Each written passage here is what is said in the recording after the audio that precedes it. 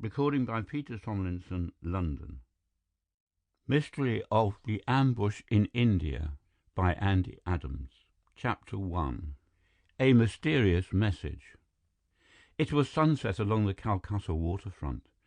The reflection of the vivid tropical sky turned the murky water of the Hooghly River into a rippling rainbow.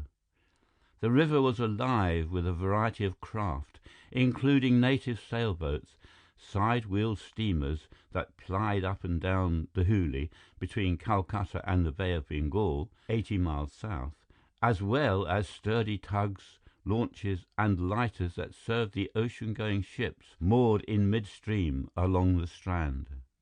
Biff Brewster was standing at the bow of a big freighter, the 10,000-ton Northern Star, which only that afternoon had cast anchor in the port of Calcutta.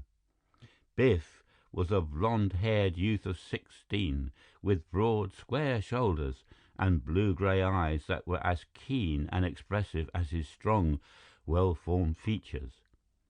With Biff were two other boys, his companions in previous adventures. One was Kamuka, a Brazilian boy of Biff's own size and age. They had met at the headwaters of the Amazon, where Biff had accompanied his father, Thomas Brewster, in an adventurous search for a fabulous gold mine. Kamuka, who had spent most of his life on jungle rivers, was keenly interested in the scenes he now was viewing along the Hooghly. The other boy was slightly younger and smaller of build, but quite as wiry and athletic as his two companions. He was Likake Mehaneli, a Hawaiian youth known as Lee to his friends. Lee, a skilled diver, had helped Biff crack the riddle of a vanished sloop when they had teamed in a thrilling sea hunt off the Hawaiian shores. Now all three were newly arrived in India, the land of mystery. But there was no mystery as to why and how they happened to be together. That was due to a simple turn of events. Months ago, Biff's father had gone to India to open long-neglected gold mines in some of the former princely states that had been absorbed by the Indian Republic. It had taken much longer than Mr. Brewster expected, as many of his jobs did, so he had arranged for the family to come by air to India and join him there.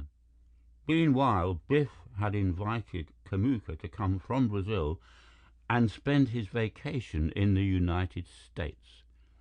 By a quick switch of plans, Biff and Kamuka had flown to San Francisco just in time to take last-minute passage on the Northern Star, which cost less for both than Biff's trip would have by air. The freighter had been scheduled to call at Honolulu, so Biff had written ahead to Lee, who had not only met the ship there, but had decided to come along on his own. They had broken the monotony of the long voyage with brief stops at ports on the way, but so far it had been more of a sightseeing tour than an adventure. They still had one more night to spend on shipboard, as the Northern Star had reached Calcutta a day ahead of schedule. "Tomorrow," Biff declared, "Dad will be here to meet us. By now, my mother and the twins should have reached Darjeeling, so he may be bringing them along to visit the goldfields." "I hope that Mr. Brewster shows us the cola mines at Mysore," declared Lee enthusiastically. "They have shafts that go down 2 miles, the deepest in the world." "Except for those in South America," put in Kamuka stoutly. "They are the world's deepest. I learned that at technical school in Brasilia." "And I suppose they taught you that South America has the biggest mountains too," returned Lee. "Just wait until we see Mount Everest.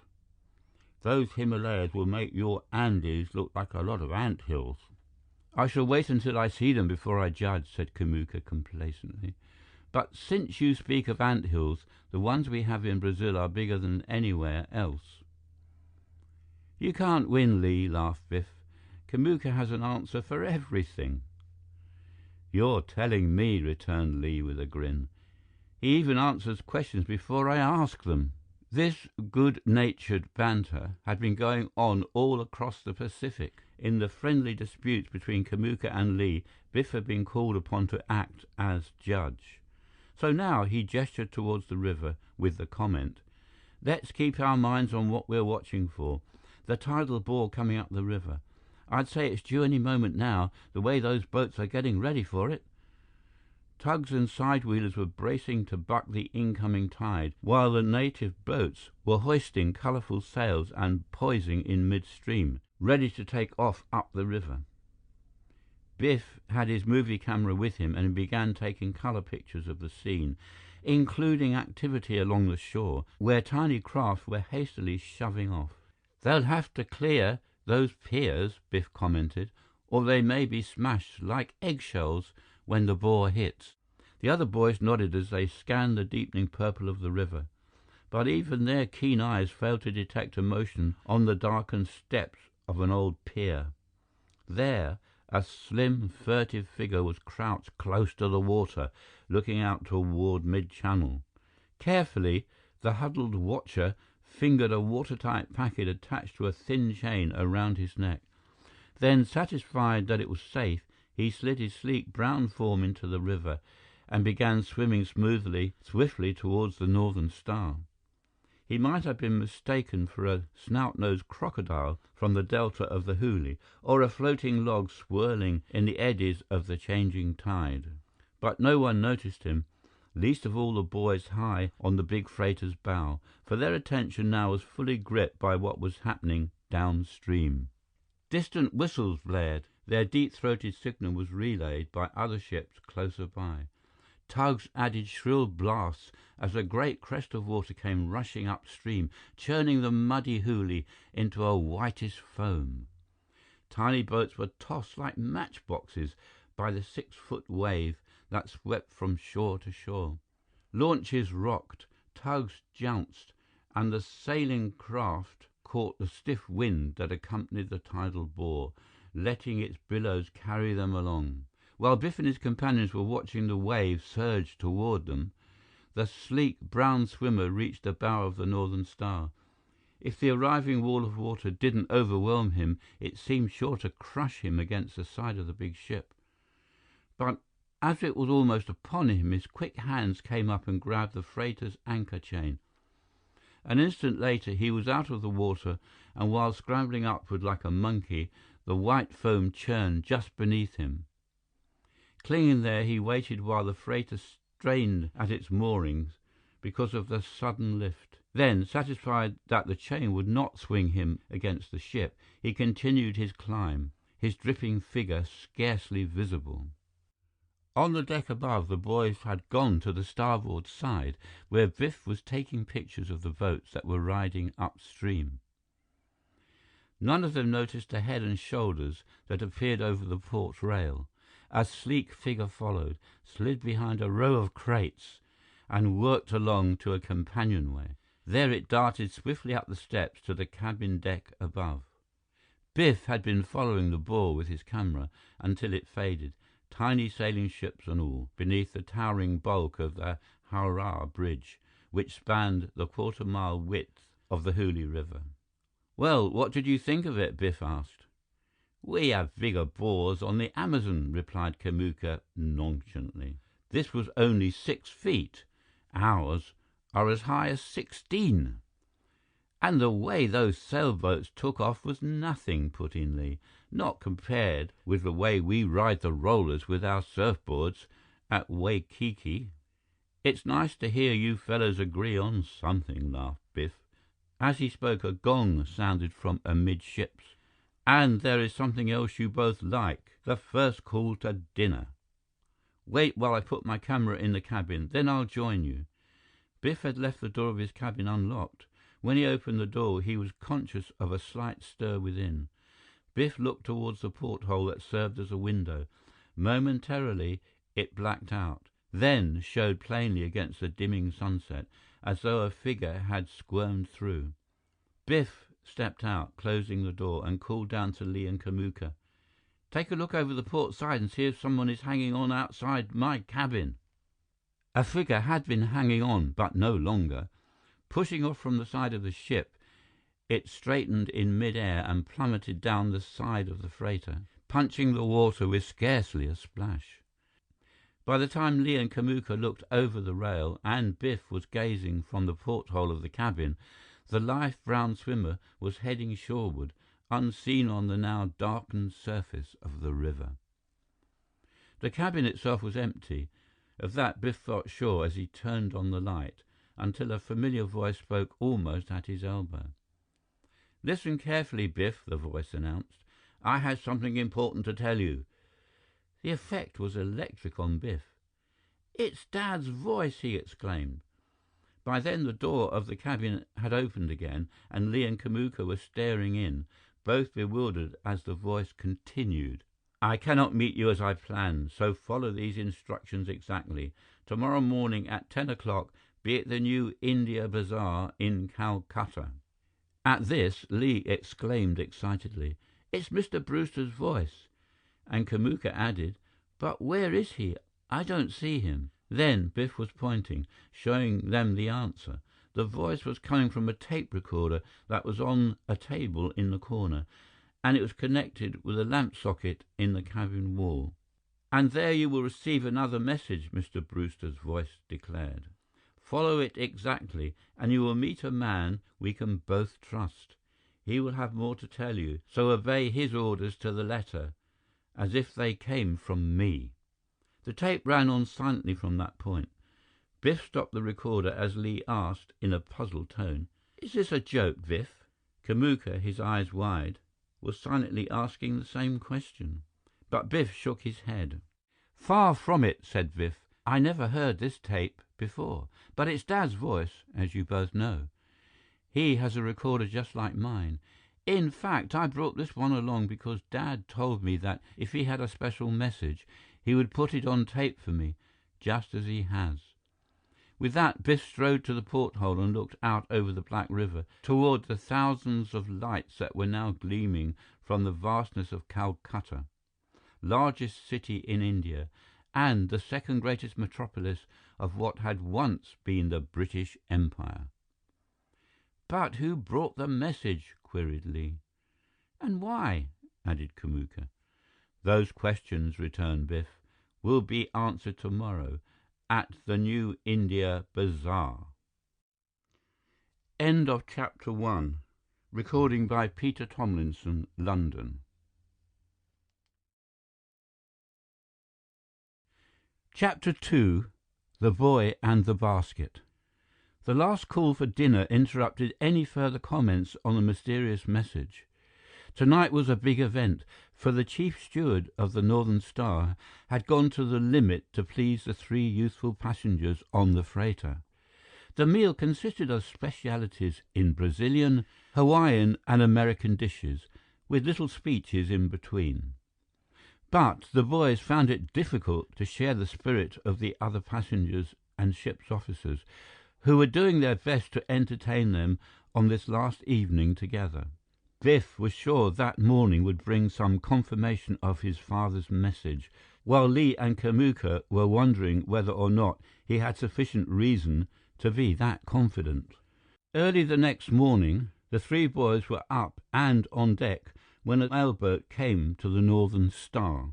A uniformed Hindu handed a telegram to Captain Peterson, the skipper of the freighter, who passed it on to Biff with the comment, "This is for you rather than for me."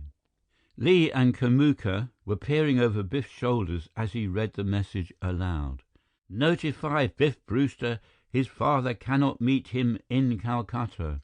He and friends are to pick up plane reservations for Darjeeling and join his family there." The message was signed by the New Delhi representative of the Ajax Mining Company, for which Biff's father worked.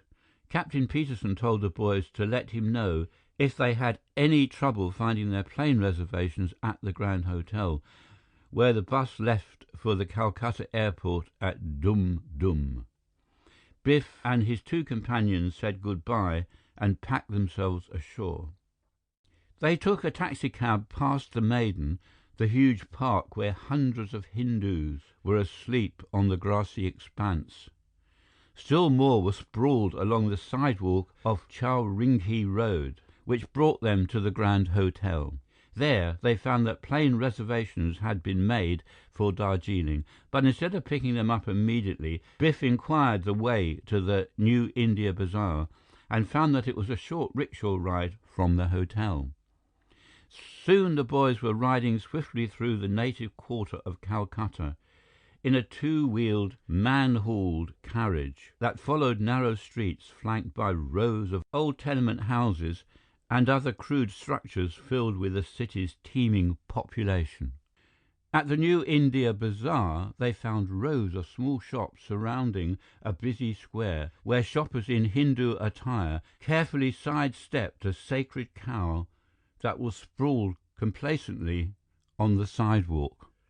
Barkers were babbling in Hindustani, trying to attract trade, and one youth, attired in shorts and loose white jacket, was drumming up business by beating the ends of a wooden keg, tom-tom style, drawing a crowd along with him. The Indian boy looked tall because he was thin, even to his smiling face. He eyed Biff and the other boys closely as he passed them, giving the drum a few quick extra beats as an invitation to come along. Biff turned to his companions and ran his hand through his shock of blonde hair. "Dad must have given his friend a good description of me," Biff told the others, "so I am sure to be spotted soon. The more we circulate, the easier it will be to find me, so we may as well see where this drummer boy is leading us." They wound up at an open corner where some buildings had been demolished to make way for one of the wide new streets that were being cut through the city's congested areas. Temporarily, at least, it had been turned into an outdoor theater, for a man in baggy white clothes and a huge turban was beckoning the crowd his way as he announced, "I, Jinnah Jad, greatest Jadoo Walla in Bengal. I make Jadoo with duck. You see." By Jadoo, Jinnah Jad meant magic, and the term Walla signified that he performed it. The Jadoo Walla filled a small tub with water from a big jar, then placed a miniature imitation duck in the tiny pond thus formed. As Jinnah Jad made mystic passes over the toy duck, it dived into the water, only to come popping up again at his command. As the boys moved closer with the interested crowd, Jinnah Jad had gestured them into a semicircle and announced, "I show you magic with mango. First I make tent where it can grow." As he spoke, he set 3 sticks in the ground so they formed a tripod about 4 feet high. He took a cloth from a big heap and wrapped it around the sticks, making a little tepee. He held up a mango seed about the size of a large pear, then pushed it in through the opening of the tent, as though planting it. Soon, Jinnah Jad pulled away the cloth and showed a little sprout instead of just a seed. He formed the tent again, using a larger cloth. He piped a tune on a hollow gourd that he used as a flute, and pulled away the cloth. There, spreading out from the tent, was a small mango tree with fruit on its branches. As the crowd buzzed its admiration, Jinnah Jad turned to the slender boy with the drum and said, "Chandra, you bring me rupees, so I make more jadoo." The boy promptly picked up a wooden bowl and started through the crowd, taking up a collection, nudging people with the bowl and gesturing to their pockets whenever they hesitated at contributing a few coins. Biff, meanwhile, was speaking in a low voice to his companions. "Let's spread out, so you two can watch to see if anyone is watching me," he suggested. "Then no one will know that we are together." To that, Li and Kamuka agreed. As they moved away, they each passed Chandra and added coins to the collection at the Hindu boy's urging. Then Chandra reached Biff and asked politely, "You have rupees, maybe, Sahib?" Biff pulled 2 rupee notes from his pocket and dropped them in the bowl.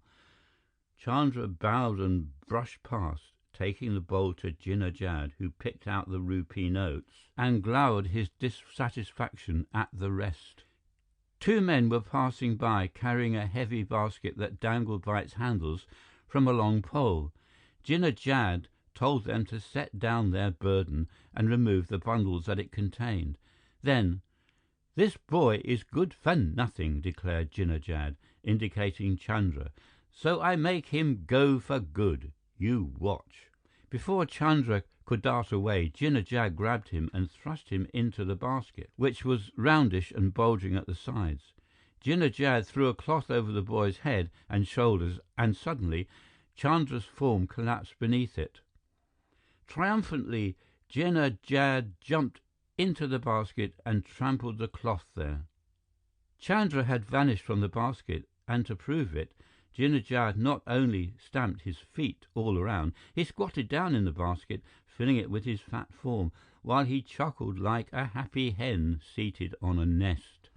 Then, emerging from the basket, Jinnah Jad snatched up a long sword, shouting, "I show you boy is really gone." With that, he stabbed the sword through one side of the basket and out the other side.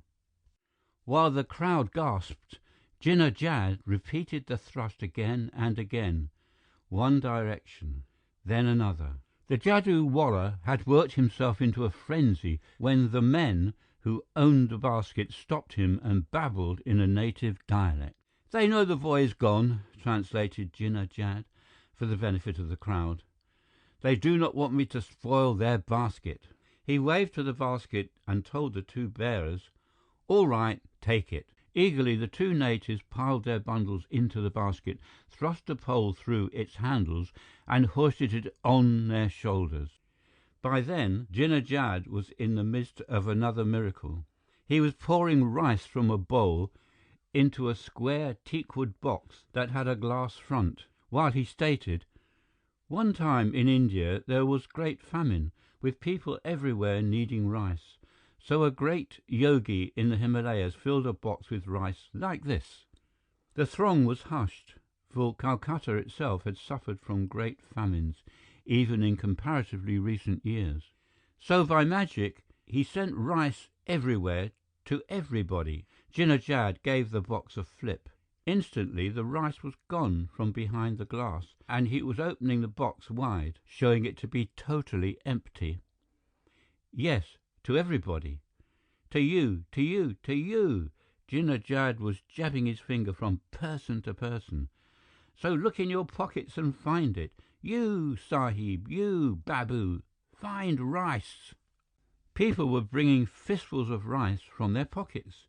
Biff smiled, thinking these were friends of the Jadoo Wallah, until he saw total astonishment on faces close by. Those included Lee's. For a dozen feet away, the Hawaiian youth was bringing out 2 handfuls of the tiny grains from each coat pocket. Still skeptical, Biff thrust his hands into his own pockets and brought them out, containing rice. The deeper he dug, the more he found. Biff was almost ready to accept the Jadoo of Jinnah Jad as real indeed, when he brought out something else, a crinkly wad of paper, with more rice inside it. Puzzled, Biff pulled it open and found it to be a penciled note that stated, "Follow men who go with basket. Go alone. Tell no one where you go. Important." None of the other spectators had found a note like that, for they were simply staring at the rice, while Jinnah Jad moved through the crowd, taking up a new collection in person. Biff looked for the basket bearers and saw them starting slowly away, as if they had waited just long enough for Biff to find the note.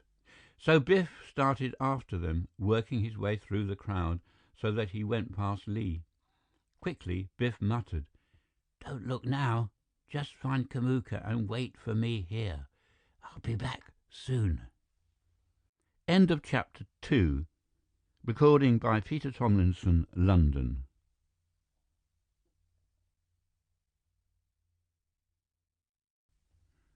Chapter 3. The Rajah's Ruby. By the time the basket carriers had turned a few corners, Biff was not so sure that he would rejoin his companions as soon as he expected. The lazily moving pair suddenly stepped up their pace, and the narrow, poorly paved streets looked so much alike that Biff had no idea where they were leading him. The streets were flanked by chawls of native houses that were scarcely more than hovels. From the suspicious glances that Biff received, and from the way the buildings encroached upon the narrow alleys, he felt as though a whole sea of humanity was closing in upon him. He realized that he would need a compass to find his way back. There was no telling by the sun, which was out of sight even over the low roofs, although the day was becoming so hot that Biff wished he were back in a rickshaw instead of footing it through these dismal, dirty streets. Then they reached a better section, where the buildings were higher, with occasional shop fronts. There the basket-bearers slackened the pace and turned into a passage beneath an archway that bore the sign, D. Chand and Brothers, Import-Export Warehouse. Biff followed cautiously and saw the two men cross a little courtyard and continue through another archway well beyond.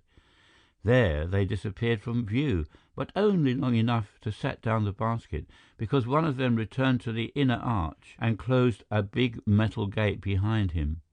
He then went to rejoin his companion. By then, Biff was moving into the courtyard himself. He edged over to inside and gained a look through the inner arch.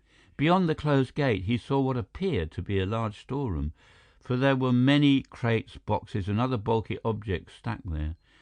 From his angle, Biff could see nothing of the two men, so he moved cautiously towards the inner arch, hoping to get a closer and more direct view.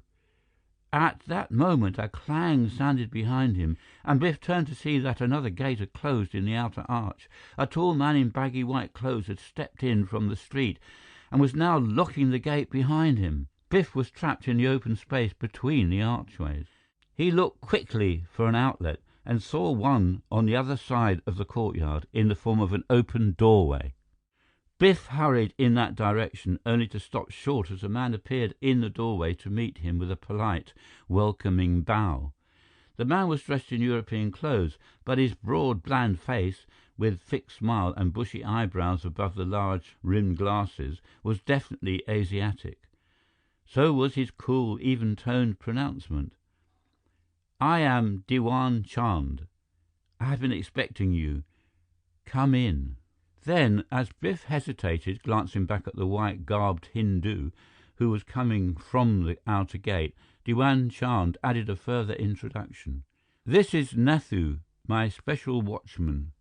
I thought it best to have him lock the gate, so we cannot be disturbed. He will wait here until we return." Chand said nothing about the pair who had gone through the inner archway with the basket. Biff followed the bland merchant through a room equipped with a long row of vacant desks, like an old-fashioned counting house. "Our clerks work here," explained Chand, "but they've all gone out to lunch, so no one will know of your visit." Whether that was good or bad, Biff wasn't sure. He felt a nervous tingling that seemed an instinctive warning of some close danger, yet it might be that all these precautions were for his benefit. This seemed doubly so when they reached Chand's quiet private office at the rear of the long counting room. There, the merchant closed the door, gestured Biff to a chair, and opened a small safe that was cunningly concealed in the elaborately carved woodwork of the wall. "You received your father's message," commented Mr. Chand, "and now I have something for you to take to him. This." Biff gasped at the object Mr. Chand placed on the table before him. There, in a small case lined with white velvet, gleamed the largest and most magnificent gem that Biff had ever seen. It was a blood-red ruby, with a touch of purple that gave it a glow like living fire, even in the subdued light of the office. In his study of mineralogy, Biff had viewed many fine stones, but never one that even approached this ruby. "A Padmaraga," Mr. Chand said. "A true Brahmin ruby, not to be confused with those of lesser caste. Whoever carries such a gem as this one can live in perfect safety in the midst of many enemies, totally without fear." At first, Biff thought that Mr. Chand was simply repeating some Hindu legend concerning rubies, but he soon saw that the merchant's steady smile had become very serious. For this I can vouch, Mr. Chand continued. The Light of the Lama, as this ruby is known, brought good fortune to the descendants of the Rajah who originally owned it. While I have been its custodian, I too have prospered. There has been no trouble here, despite riots and disturbances in other parts of Calcutta. In fact, throughout India. Mr. Chand picked up the squarish jewel case and started to place it in a chamois bag as he added, "And now good fortune goes with you. They say that even the power of invisibility is granted to those who hold this gem. Perhaps that is why danger has passed me by." "But in that case," Biff asked frankly, "why are you giving it to me? Shouldn't you keep it for yourself?" "It is my duty to pass it along," replied Mr. Chand solemnly.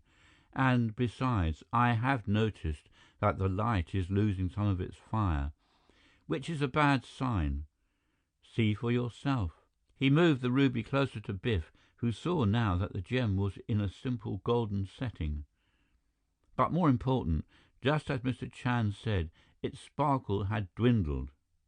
Then, as Biff held the jewel, its wine-red depths kindled with new flame, so suddenly that Biff caught his breath. "A good sign!" exclaimed Mr. Chand, closing the little case and thrusting it into the bag. "That proves it is in the hands where it belongs." He pressed it into Biff's hands as he spoke. "So guard it well." He paused, and his fixed smile became whimsical for once. "Or I should say, it will guard you well. We have just seen proof of that." Evidently, Mr. Chand referred to the ruby's sudden glow, which was quite puzzling to Biff. But something else puzzled him still more. "Why must I take this ruby to my father?" "He will tell you when you see him," replied Mr. Chand. "The less I say, the better, now that I no longer have the ruby to protect me." "And where will I find my father now?" "In New Delhi. Go there, but do not contact his company except to ask for him by telephone. If he is not there, go to the United States Embassy, but be careful even then, as spies are watching everywhere. Trust only your father's voice as you did when you received the tape message that I sent you." Biff nodded, recognizing the wisdom of all that. Then thoughtfully he remarked, "In that message, my father said I would meet a man that he and I could both trust. I am sure he meant you, Mr. Chand."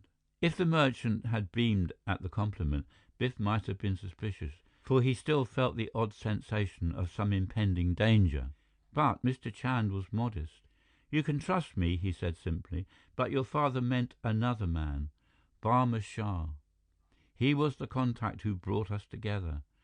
I had hoped that he would be here to meet you and go with you now, but he is probably being watched." "By the same spies you mentioned, Mr. Chand?" Biff inquired. "Yes, Barma Shah told me he would stay away if danger threatened here. That was a month ago, and shortly afterward, new riots broke out in Calcutta. Some were rather close by, the nearest that they have been. Naturally, Barma Shah did not come that day. He has stayed away since, and wisely, so I sent word to you myself, as was arranged for such a situation." Above Mr. Chand's quiet voice, Biff thought he heard a rising murmur, much like the approach of the tidal bore along the Hooghly. Whether or not it was his imagination, he felt more closed in than ever. "The day of the riots," Mr. Chand went on, "I looked at the Light of the Lama and saw it had clouded. I was afraid, not for myself, but for Barma Shah. I was glad when he did not come here." The murmur was louder now, no longer like wave beats, but more like a human babble, with occasional muffled shouts. Mr. Chand heard them too, for he raised his hand and exclaimed, "Listen!" Timed to the action came a sudden pounding at the office door and the excited voice of Nathu, the watchman. "Master, there is danger! Another riot has started, outside our very gate!" As Chand unlocked the office door and opened it, the babble rose to a bedlam of howls, shrieks, and the clang of metal as the mob battered at the big gate. At Chand's mention of the ruby, Biff had thrust his hand into his pocket to see if he still had the chamois bag that he had placed there. It was safe, and as Biff clenched it tensely, his palms seemed to burn as though the gem were actually glowing through its wrappings. There was a huge crash as the metal gate collapsed, and now, through the barred windows of the counting room, Biff could see the milling figures of the native rioters as they flooded the courtyard, swinging clubs, slashing with knives, and hurling rocks at one another. Some of those missiles smashed the glass in the barred windows, adding to the crowd's glee, for they were eager to destroy property along with lives.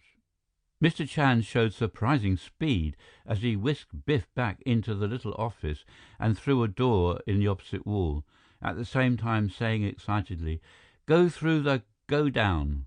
It's your only way." Biff thought go-down meant some steps, but instead Mr. Chand was referring to the storeroom. As Biff started off among the crates, there was another clang from the courtyard, where the rioters were smashing at the inner gate leading into the storage room itself. "Not that way!" called Mr. Chand. "At the back you will find another darwaza, another gate. Turn left on the back street until you reach the chowk, the marketplace. You will be safe there." Mr. Chand turned back into his office to help Nathu try to stem the attack, and Biff shoved his way among the crates, clambering over boxes, until he reached a rear exit that Mr. Chand had mentioned. But too late. Already the back street teemed with rioters. Leering faces turned Biff's way, and eager fingers pointed at him through the bars of the rear gate. Then hands were bashing the gate itself as others threw stones through the grillwork. Biff dodged back among the crates, realizing hopelessly that he was caught between two fires. A great crash told that the gate from the courtyard had given way, and an echoing clang from the other direction signified that the rear gate had met the same fate. What Biff's own fate would be, the next few moments would tell. Grimly, he found himself gripping the chamois bag in his pocket, wondering if the light of the llama could save him now. As if in answer, something plucked his shoulder, and Biff turned quickly, bringing both fists up to fight off the first of 100 enemies. Instead, he found himself looking into the face of Chandra, the Indian boy who had vanished from the basket back at the New India Bazaar. Above the babble of the rioters came Chandra's words. "Quick, come with me! This way!" End of Chapter 3. Recording by Peter Thomlinson, London.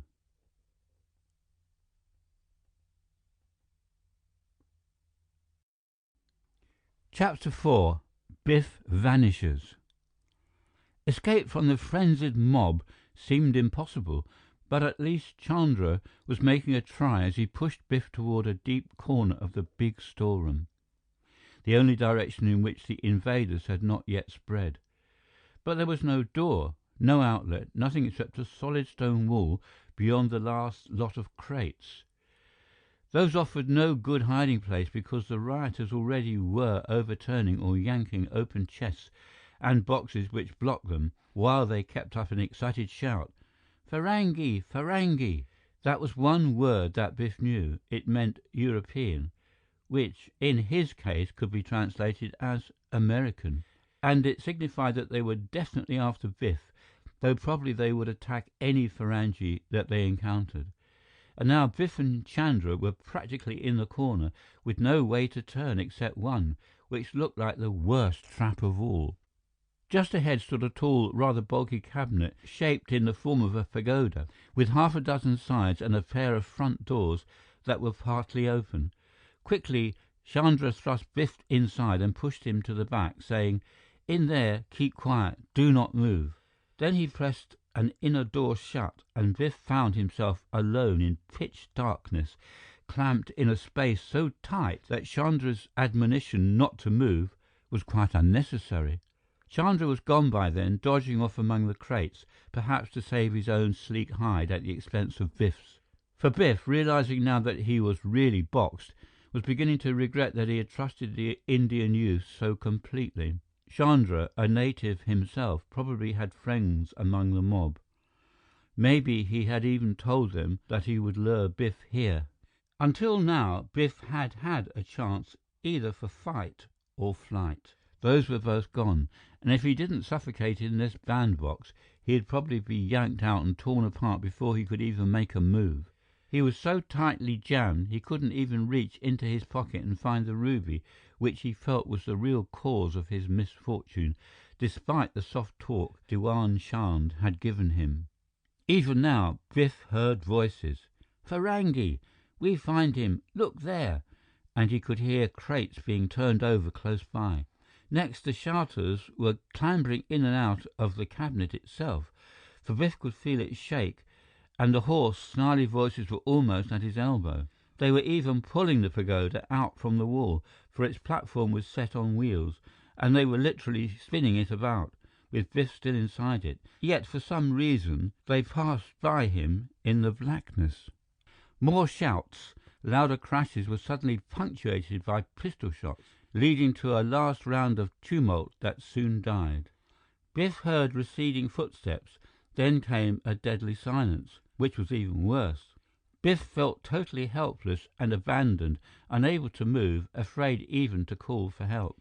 He was drenched in perspiration, and why he hadn't suffocated or been found he couldn't understand, until a sharp click interrupted his numbed thoughts. Biff lurched forward, found the front doors and stepped shakily from the pagoda cabinet to find one person in the dim light of the warehouse waiting, grinning, to receive him. That was Chandra.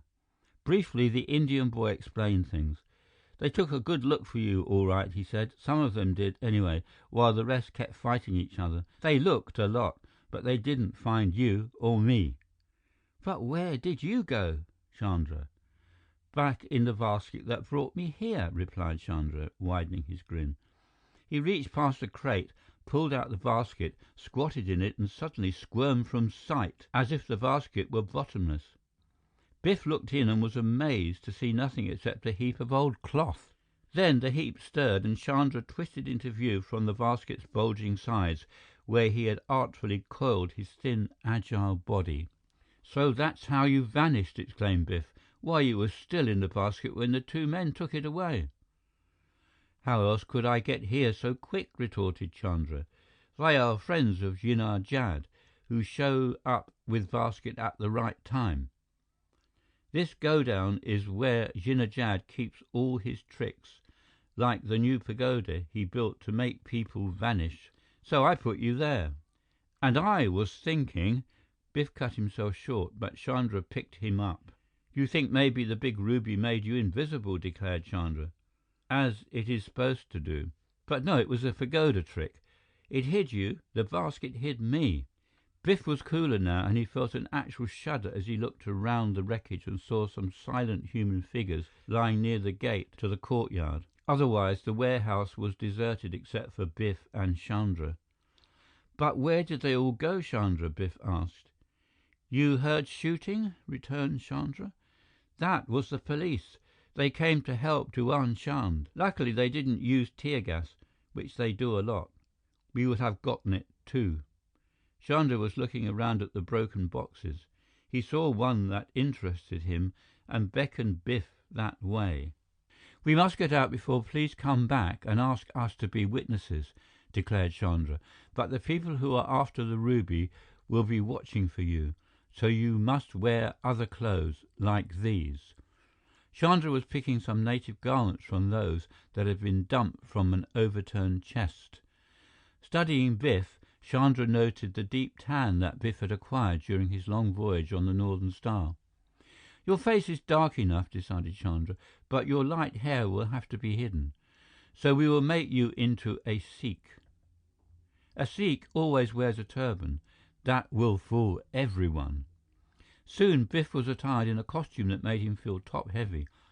It consisted of shorts, shirt and jacket, and a huge turban, which completely covered Biff's ears as well as his head, after Chandra helped him wrap it. They bundled up Biff's clothes along with some other garments and went out by the rear gate. It was fortunate that both were in native garb, because Biff could sense that eyes were watching them as they followed the street to the marketplace. Chandra knew it too, for he said, "Don't look around. They will suspect us if you do." There were natives in the marketplace, gathered in little clusters, discussing the recent riot. They glanced at the boys as they passed, but that was all. Chandra gave a pleased chuckle, then added cautiously, "It looks good now, but still we play it safe. We go the long way, past the Thana." By Thana, Chandra meant police headquarters, a place that suspicious characters would avoid. After passing it, the boys were satisfied that they were not being followed, so they doubled back to the New India Bazaar, where they saw Li and Kamuka studying the passers-by from the doorway of a sporting goods shop. It was Biff's move now. He eased up to Li, tapped him on the shoulder, and said, "Salam, Sahib." Li turned and blinked, puzzled at the face beneath the turban, until Biff could no longer restrain a grin. "Biff!" exclaimed Li. "But where? And why?" "We can't talk here," interposed Biff. "Meet me around the corner and bring Kamuka." Chandra was with Biff when the other boys arrived. After introducing the Indian youth, Biff said, "I must go to New Delhi. If Chandra can go with me, it's up to him to decide who can accompany us." "I can go," Chandra assured him, "and Kamuka too, but not Li." He turned to the Hawaiian youth. "Too many people saw you with Biff while you were watching Jinnah Jad make jadoo. You might be recognized, one because of the other." Before Li could even show the disappointment that he felt, Biff softened the situation. "Somebody will have to go up to Darjeeling," he reminded his friend, "to tell the family where I've gone. Canceling those extra plane reservations and handling our luggage is a tough job too. It looks like you're elected, Li." Li not only was elected, he did his job well. He went to the Grand Hotel and returned by taxi, rejoining the group at a restaurant that Chandra had specified. Li had cancelled the air reservations without difficulty. He had brought hiking packs for Biff and Kamuka, and he had arranged for shipment of the excess baggage. After a substantial meal, Li returned to the hotel by cab to catch the Darjeeling plane. The other boys boarded a big bus for Howrah across the river. Biff and Kamuka looked down from the tremendous cantilever span and viewed the muddy Hooghly, hoping to spot the Northern Star moored in the dim distance.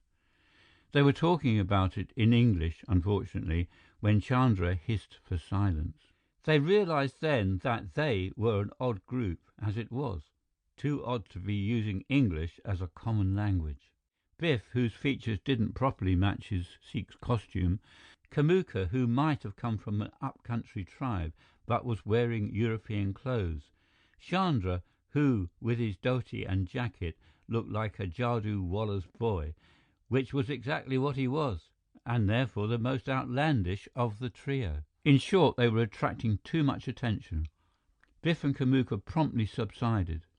Biff particularly felt that he should show some dignity, so he did, by looking squarely at the other passengers until he caught the eye of a distinguished-looking man across the aisle. The man had a large beard and a huge turban, which marked him as a Sikh, and a genuine one. He was studying Biff with sharp eyes that continued their piercing probe until the bus reached Howrah station. Then, as they were stepping from the bus, the bearded Sikh suddenly spoke to Biff in what was their own common language, except that Biff couldn't understand a word of it. All that saved Biff was a surge of the crowd, with people pushing one way, then another, cutting him off from the bearded Sikh. Next, Biff was on the outskirts of the milling throng, and Chandra was yanking him away, along with Kamuka. "Thanks, Chandra," Biff gasped. "If you hadn't dragged me out of that jam, the Sikh would have known I was a fake." "That wasn't why," returned Chandra. "That wouldn't have bothered us. Maybe you're a fake, but he's a bigger one. I saw his beard close enough to know." Biff looked back and saw that Chandra was right. Caught in the crowd, the man with the big turban wasn't trying to follow the three boys. In fact, he couldn't even see them. The reason was that his false beard had been pulled up over his eyes, and he was madly trying to straighten it. Hand in his pocket, Biff was gripping the packet that he had transferred from his own clothes, wondering if the light of the Lama again had saved him from an enemy. End of Chapter 4. Recording by Peter Thomlinson, London.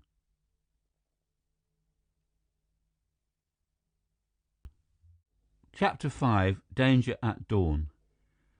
Right then, Biff's one hope was that he and his two companions could lose themselves in another and bigger crowd and thus dodge the disguised stranger who was so intent upon following them. They couldn't have chosen a better place than the Howrah station. It seemed 5 times bigger than any other railway station Biff had ever seen, and it contained 10 times as many people. The afternoon had reached its peak of stifling heat, so they had come in here and sprawled over the acres of cool marble floors in preference to the Calcutta sidewalks. The boys had to step around prostrate bodies or clamber over them, as did hundreds of other travelers who were thronging the great depot. Practically all of those travelers were natives, and many of them were carrying huge bundles that contained most of their worldly possessions. Chandra explained that many of Calcutta's 3 million citizens were constantly on the move due to lack of food or jobs, but that as fast as they left town, others poured in to replace them. He added that the population was still shifting between India and Pakistan, which accounted for more travel, particularly since the East Pakistan border was so near Calcutta. He also mentioned that many were pilgrims bound for Benares and other places holy to Hindu cults. While the boys picked their way through the immense station, Chandra pointed out examples of each group. He also called attention to occasional Europeans and well-dressed Indians, including Hindus of high caste. Those few, declared Chandra, go first or second class. Always some talk English and ask too much about everybody's business. I know because I've gone second class with Jinnah Jad, so we will go third class and talk just to each other. That satisfied Biff and Kamuka. It wasn't a matter of saving money, for they had pooled their cash and had more than enough to travel in luxury, with Chandra included. But getting to New Delhi unnoticed was essential, and the train trip, which required more than 24 hours, was the sort that promised complications, so the more they avoided, the better. Chandra had a bright idea on that score too. Biff gave him enough money to buy 3 third-class tickets, but when Chandra rejoined the other boys, he returned half the cash. "I only buy tickets halfway," he stated, "so nobody will know we are going to New Delhi. They will think maybe we are going to Benares or Allahabad. But instead, we will go on to a little village where my uncle lives and start again from there." "You're the boss of this expedition, Chandra," Biff assured him. "Anything that will cover our trail is a good idea." Breaking the trip also seemed a good idea when Biff saw the accommodations that the third-class carriages offered. Biff had been afraid that he might be noticed on the station platform, the way he had been on the bus, but that worry soon was over. The platform was thicker with milling humanity than the station itself. People would have been pushed onto the track if the train hadn't been there to receive them. Many were crowding into first and second-class compartments, only to be pushed out and ordered back to where they belonged, in third class. Amid the commotion, Chandra found one third-class compartment that looked full, but wasn't because the occupants had simply spread their luggage in a haphazard way. Chandra began piling them together like so many bundles of wash, until he had made room for all 3 boys, including their own luggage. The seats in the compartment were little better than benches, but Biff gladly drew himself into the deepest and most uncomfortable corner, rather than be observed too closely when members of the train crew closed the doors, for some of them were genuine Sikhs who might have seen through his thin disguise. The platforms were still crowded when the train pulled out, as many people had come to the station simply to see the others off. Then the train was rolling into the open country, what little Biff could see of it. The rattle of wheels, mixed with the swirls of dust and blended with the smell of garlic and spices, for everyone was bringing out native food, bowls of rice, bananas and other fruit, Biff's appetite was suddenly roused. "Think of all that rice Jinnah Jad wasted," Biff said to Kamuka, "when he did that trick. I could eat some of it now." "He didn't waste it," reminded Kamuka. He put it in our pockets, remember? We should have kept it." "Say, that was a neat trick." Biff turned to Chandra. "How did Jinnah Jad work that part of it, or don't you know?" Chandra grinned broadly. "That is one trick I do know," he declared.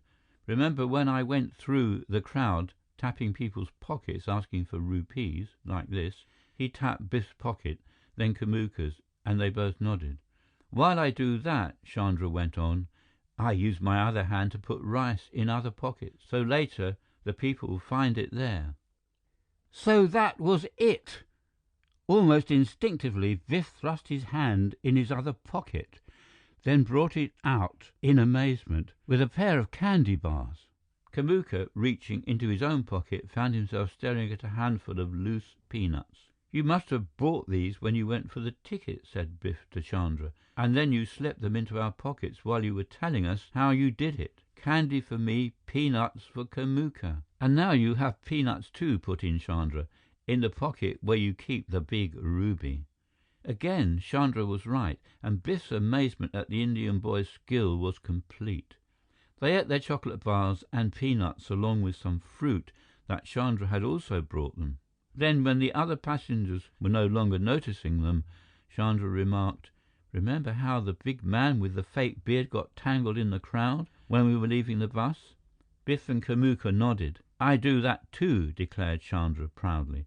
"I push one person like this," he nudged Biff forward, "and another like that," he gave Kamuka a backward push, "and pretty soon all are in each other's way." Biff smiled at that too. Then he turned solemn. "We've been watched," he declared, "and that's for sure.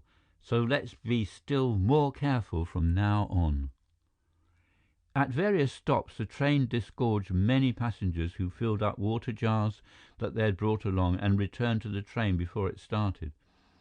Biff and Kamuka let Chandra handle that job for their party, rather than show themselves on station platforms.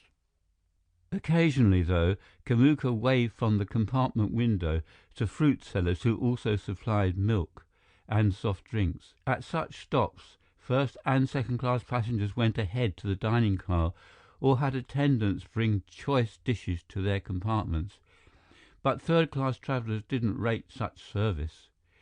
It was turning dark when the train reached the great coalfields in western Bengal. That part of the trip interested Biff most because of the mining activity, but there was little to be seen, and soon, despite the rattle and jouncing of the train and the discomfort of the stuffy corner, Biff began dozing off. Once, Chandra nudged him and whispered, "Watch your turban. Keep it on straight." And Biff woke sufficiently to realize that he had one ear out of the cumbersome headgear. He worked it into place, saw Chandra nod approval, and then went back to sleep. Again, Chandra woke both Biff and Kamuka, who was sleeping too, telling them, "Watch out now. New passengers coming on board. Don't let them look at you too close." So Biff and Kamuka kept their heads together and engaged in low conversation until the new passengers gave up looking at them and fell asleep themselves. That gave Biff and Kamuka the right to do the same. This time, Biff's sleep was sound, undisturbed by the joltings of the train or the blare of the locomotive whistle as it rushed on through the thick night. It was a dream that wakened Biff. He imagined that he was clutching the big ruby, while hands were trying to snatch it from him. He was confronted by bearded Sikhs, and as he clawed wildly at their faces, their beards came away, until he saw only one smooth face and opened his eyes to find that the dream, in a sense, was real. Biff was clutching the bag that contained the ruby, but his hand was deep in his jacket pocket. The hands that were clutching him were Chandra's, shaking him awake, and the smooth face, too, was Chandra's. Quickly, the Indian boy put his finger to his lips for silence. The train was standing still. All was silent in the compartment except for the snores of other passengers. The lights looked dimmer than before because it was no longer pitch dark outside.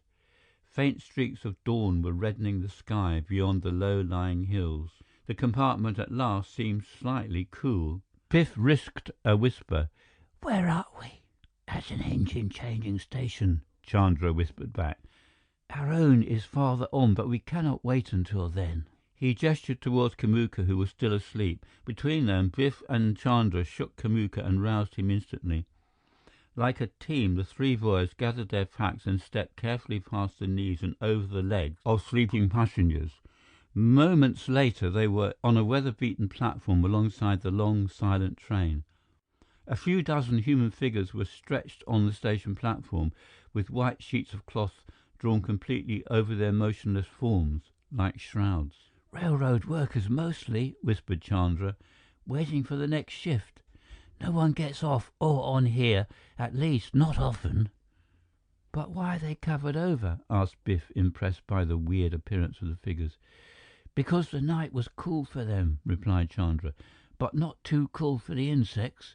Soon now, the covering over their heads will keep the sun from waking them." The boys stole across the platform past a square-shaped station where more such figures lay asleep. Kamuka, looking back at the train, put the next query. "But why did we get off here?" "Too many passengers changed places in the night," replied Chandra.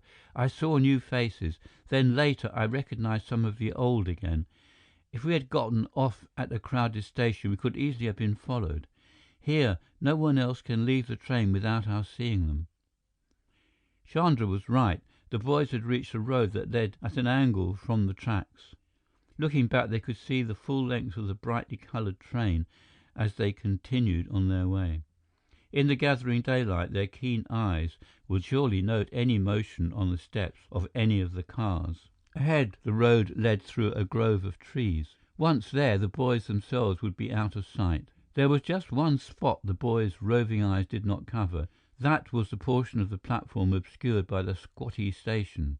There, three white, shrouded shapes were rising like ghosts in the gray dawn. They dropped away their sleeping sacks, revealing limber figures clad in dark clothes that blended with the background of the station wall, as well as the trees beyond. One man gave an order in the native dialect, and like human bloodhounds, the stealthy trio stalked off along the very road that the three boys had taken. End of Chapter 5. Recording by Peter Thomlinson, London.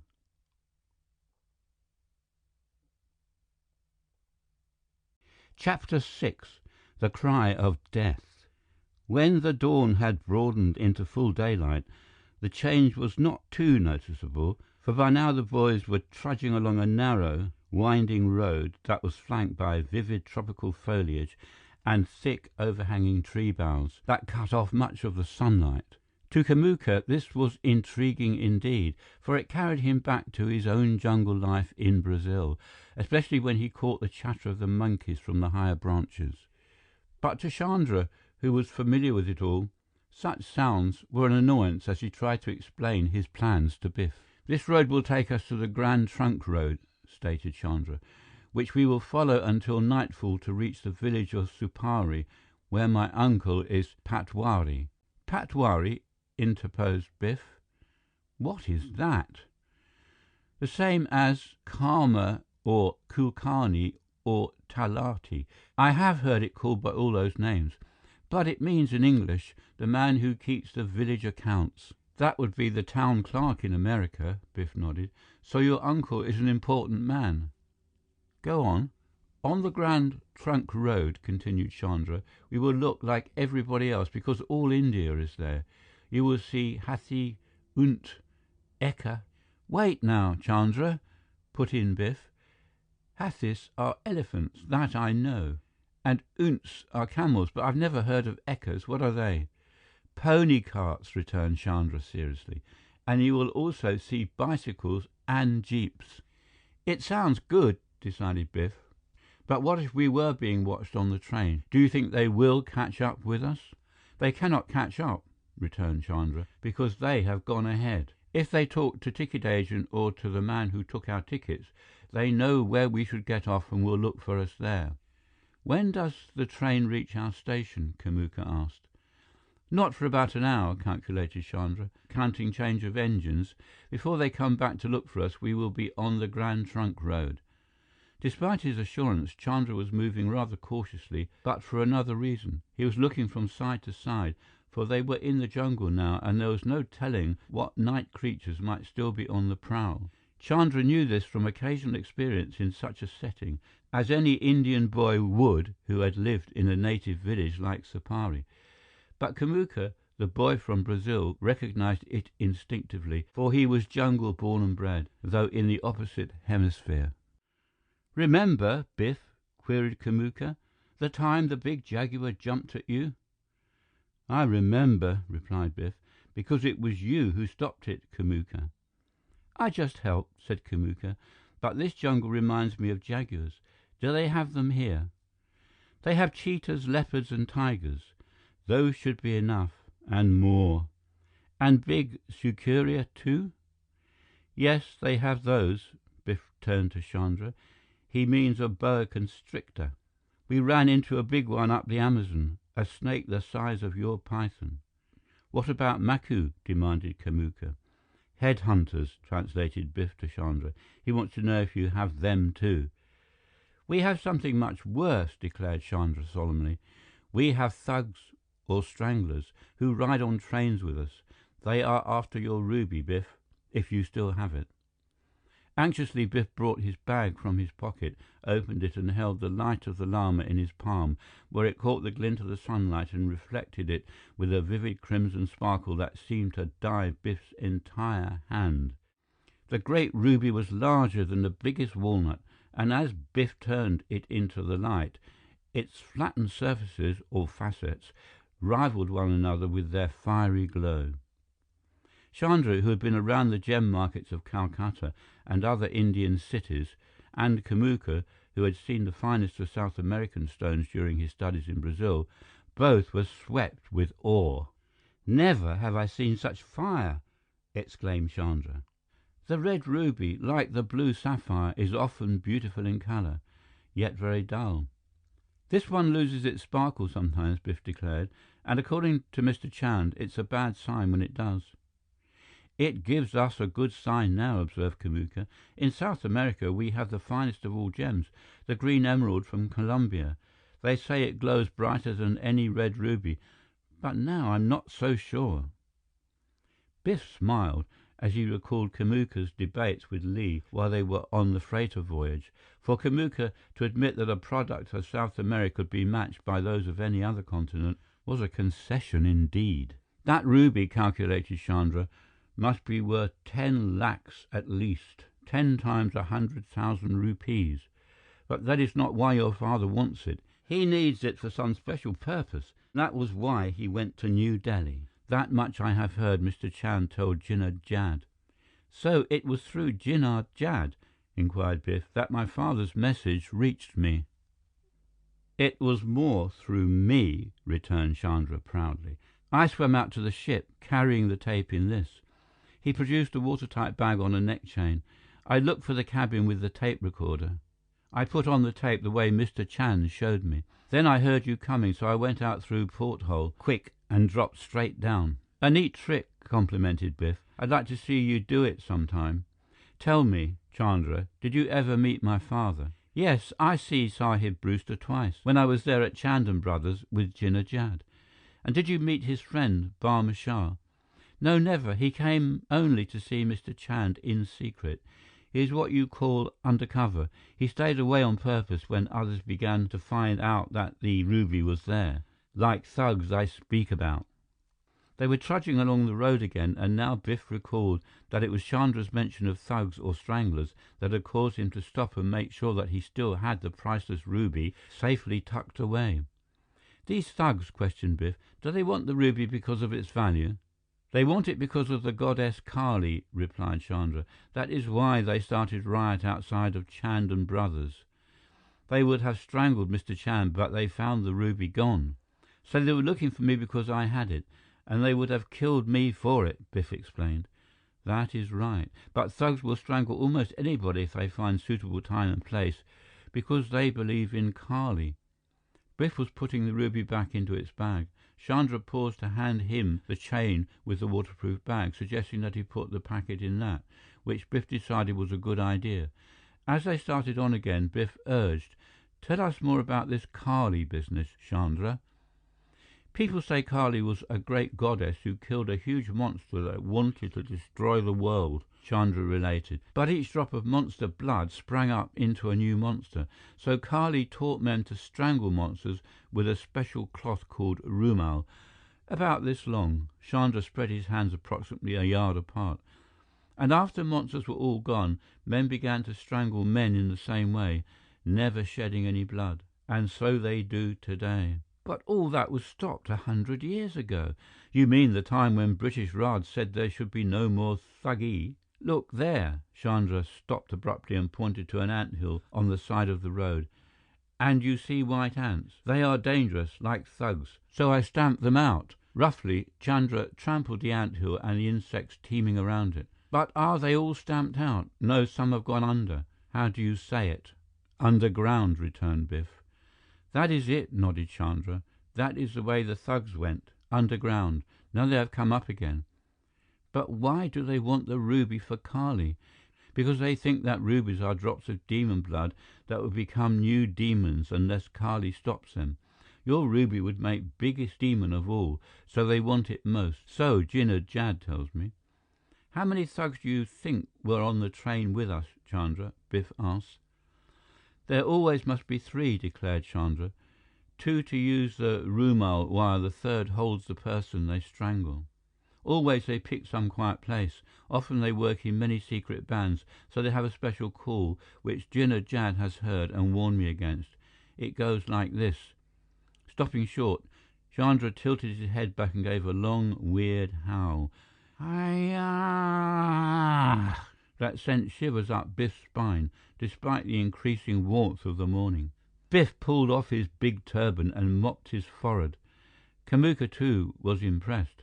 Never in the jungle of his own native Amazon had the Brazilian boy heard a cry as strange as that.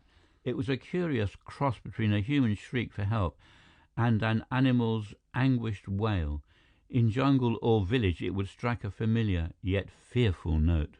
But as Biff and Kamuka stared in silence, Chandra's own face turned suddenly tense. From beyond the bend in the narrow road behind them came a distant, echoing answer. Hi-yah!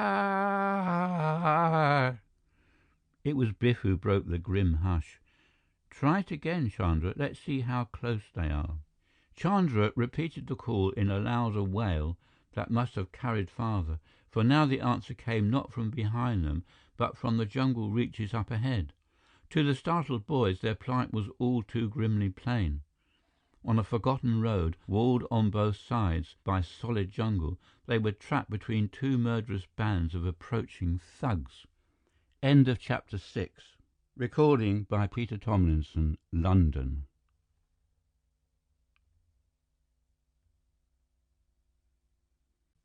Chapter 7.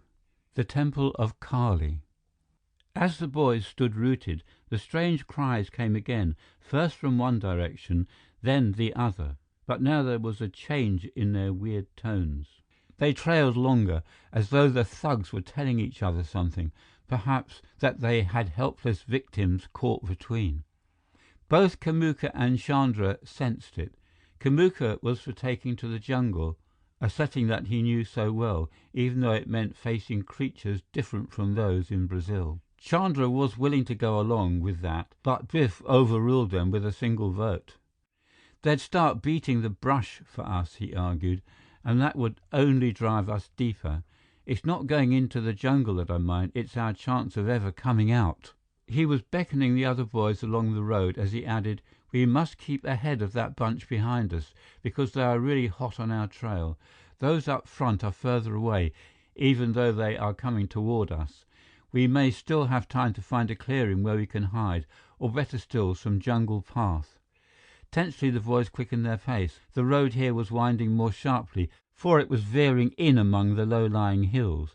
As they passed a turn in the road, Biff pointed ahead to a gap in the thick jungle, exclaiming, "That may be it!" Again, long trailing cries came from both directions, as though taunting Biff's hopes. The call from in back was still as far behind, but the one ahead was much closer. Gritting his teeth, Biff muttered for his own benefit, "This will have to be a path, or else." It was a path, but a rocky one, leading up a steep slope that flanked the road. But the boys took to it eagerly, climbing rapidly despite their packs, so as to reach the first spot where the path itself made a sharp turn amid the thick foliage. Once there, they were out of sight from the road below, so they paused for a breather while they dipped water from a little stream that tumbled down among the rocks beside the zigzag path. Biff asked Chandra, "Any idea where this path may take us?" "Maybe nowhere," responded Chandra glumly. "It may just be an old stream gone dry." "I don't think so." Kamuka studied the course of the stream with a practiced eye. "Look at the smooth rocks here in the stream, yet all those on the path are rough. If water came up there a lot, they would be smooth too." Chandra was still doubtful until Kamuka pointed far up the path. "See where the path takes a short cut over the little hump of ground," he said. "The stream would go around that, even in the wet season. This is a path, all right." "And we'd better be using it," Biff put in, "before those thugs get the same idea." Low calls of hi from both directions down on the road below indicated that the pursuing groups were close together, probably closing what they thought were the jaws of a trap. Now that they had regained their wind, the boys lost no time in resuming their climb, this time at a steady, even speed that they were sure would keep them well ahead. Kamuka was correct about the path. It was a real one, for soon it veered away from the stream entirely and brought the boys to a jutting promontory that gave them a good view over the green wave of the jungle slope below. There they rested again while Biff traced the course of the road that they had left. "If we could only cut across and strike the road a few miles up the line," he said, "we would really shake off those thugs. But no such luck, I guess. We'd never hack our way through all that growth. Let's stick to the path." Sticking to the path meant further climbing, but it proved short, as the top of the hill was only a little way above. As they reached the final hump and emerged from the thick foliage, the boys stopped in surprise. Perched on the summit was a ruined temple, its white marble steps showing through the tangled underbrush, which was climbing up the battered pillars and weather-worn walls. A corner of the tiled roof had fallen in and a tree projected there instead of a small dome, one of a group surrounding a larger central dome, which was also in a battered state.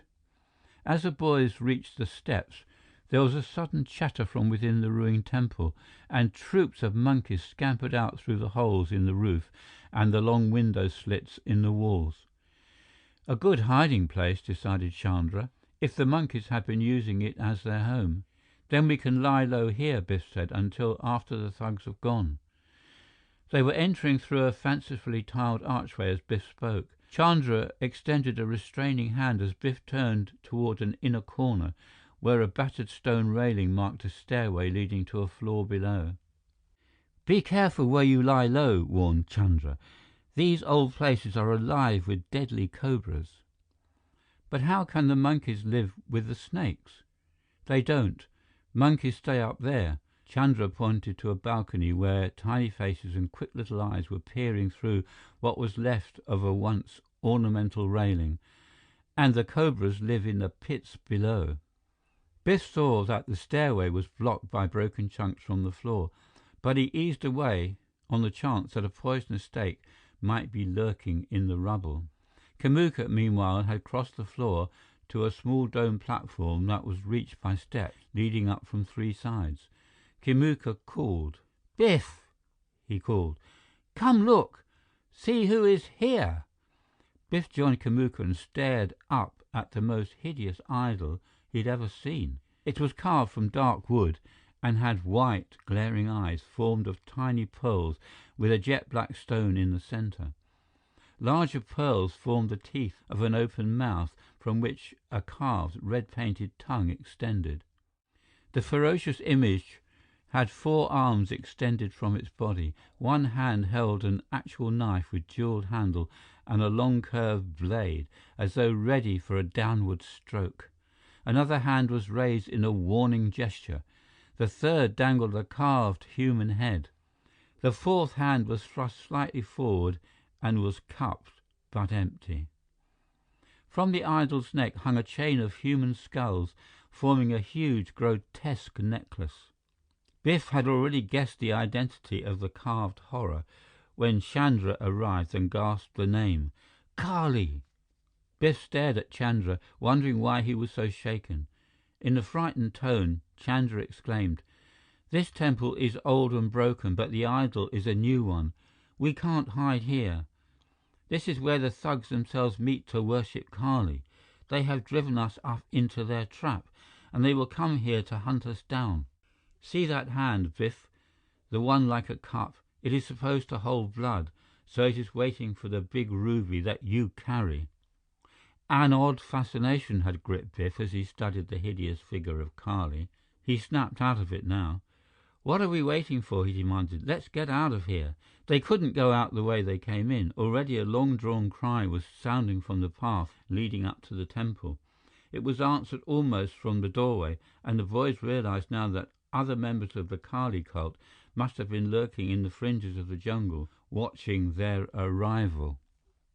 Kamuka, quick as ever, pointed out a corner stairway leading up to a stone balcony in the rear wall, just above the Kali statue.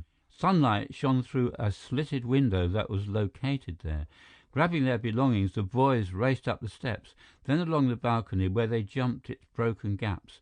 They reached the window slit and squeezed themselves through to a narrow outer ledge, where they pressed their backs against the wall and stared downward hopelessly.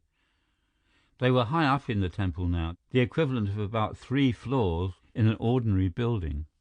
There, a full 30 feet below, was a stone court at the rear of the temple wall. The paving was cracked, but as hard as ever, anything but a happy landing. Close to the wall was the circular rim of a stone well, but it was built up only a few feet from the courtyard. Not a slit, not an opening showed in the wall itself, as the boys studied it cautiously, except for a few irregular cracks that would afford no hold whatever.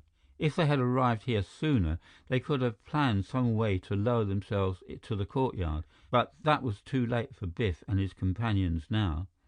Already, high-pitched cries of glee were sounding from within the very walls of the crumbling temple that the thugs had turned into a trap baited with their idol, Kali.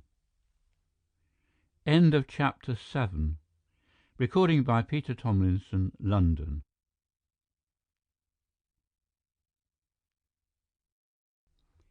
Chapter 8. Move along, Biff. Just a little. Chandra, crouched on the ledge, was holding a chunk of stone in his extended hand as he pressed Biff slightly to one side. Chandra dropped the stone, and Biff watched it plummet downward into the courtyard well, where it struck with a splash that sent ripples spreading like a bullseye. "Now watch me," said Chandra. He tossed his pack down into the courtyard and stood straight up at the exact spot where he had crouched. "My feet are here, by this mark. I step off to there," he extended his arm again, "and bring hands at sides, feet together." Chandra finished by doing just that. He stepped out into space, hands at sides. He brought his other foot forward and arrowed straight downward. Biff and Kamuka watched amazed, expecting a crash landing. Instead, Chandra followed the exact path of the stone that he had dropped. The circular world seemed to spread its opening wide to receive him as he hit the water with a sharp plunk and vanished. Then, after what seemed interminable seconds, Chandra popped up from the surface, reached his arms wide and pulled himself out of the well, which Biff was pleased to see was larger in diameter than it looked. That, Biff realized, was the real mental hazard. "Either look straight ahead, Kamuka," he told his friend, tossing his pack kit and his Sikh turban down into the court, "or just shut your eyes the way I am going to do. Anyway, stand right on Chandra's mark." Biff took that position as he spoke. "Step off, bring your feet together." With that, Biff too dropped. Never before had he known a split second to divide itself into as many moments as those. All the way down, he was wondering if his step had been too long or too short, or whether he had let his body waver. 30 feet seemed like 30 years until Biff punched the water squarely and went deep, deep, deep, then came upward faster, faster, and hauled himself out the way Chandra had. Before Chandra could extend congratulations to Biff, another pack hit the paving beside them. Kamuka was ready to take off, and for the first time, Chandra expressed the worry that he really felt. "Climb up quick, Biff," he said from his side of the well. "If Kamuka misses, if he wiggles, we must keep him from hitting stones too hard." Biff came up on the opposite side, ready to help break Kamuka's fall, but it proved unnecessary. A lithe brown form streaked feet first between the ready hands that Biff and Chandra extended and was gone as the water sprayed up from the well. "Gone!" exclaimed Chandra. "Like Jinnah Jad says when I do basket trick. Now watch me bring him back." He waved his hands above the well and Kamuka bobbed up grinning. Chandra and Biff grabbed his arms and hauled him out, anxious to get started on their way. Picking up their luggage, they cut off to a far corner of the courtyard where steps led down into another jungle path. Minutes later, they were lost beneath a lattice of spreading green, descending a slope that was leading them away from danger instead of into it. Chandra began to chuckle happily and finally exploded into mirth. "They will never guess where we have gone," the Indian boy said gleefully. "They will wait, those followers of Kali, thinking we will come creeping back like the monkeys and the cobras. They will look for us and will think that we are hiding, waiting, somewhere in the ancient temple." "Maybe," put in Kamuka, "they will look where we jumped." "What then?" rejoined Chandra. "They will find nothing. Everything will be dry around the well by that time." "I'll say it will," agreed Biff. "Our clothes are dry already. You certainly found the quick way out, Chandra." "Like I did from the porthole in your cabin," reminded Chandra. "You said it was a good trick, so I showed you." "But where did you learn it?" "From my great-great-great-grandfather up near Delhi. He still dropped into an 80-foot well when he was 80 years old." Biff had heard of the famous well jumpers, who for centuries had performed their amazing feat of dropping straight down an 80-foot shaft that was only 8 feet wide. That dated back to when the great Moguls had ruled India, and the skill had been handed down from father to son for generations until the British government had forbidden it as too dangerous. "But I thought they stopped well jumping." Biff caught himself, afraid that he would offend Chandra, but the Indian boy took it in good humor. "You mean like they stopped Thugee?" laughed Chandra. "They tried, but thugs go underground, so we still go underwater. The big difference," Chandra turned serious now, "was that thugs hurt other people and should be stopped, but well jumpers hurt nobody but themselves, and even then, not very often." "I guess not," agreed Biff, "or your great-great-grandfather wouldn't have been in the game at 80. My great-great-great-grandfather."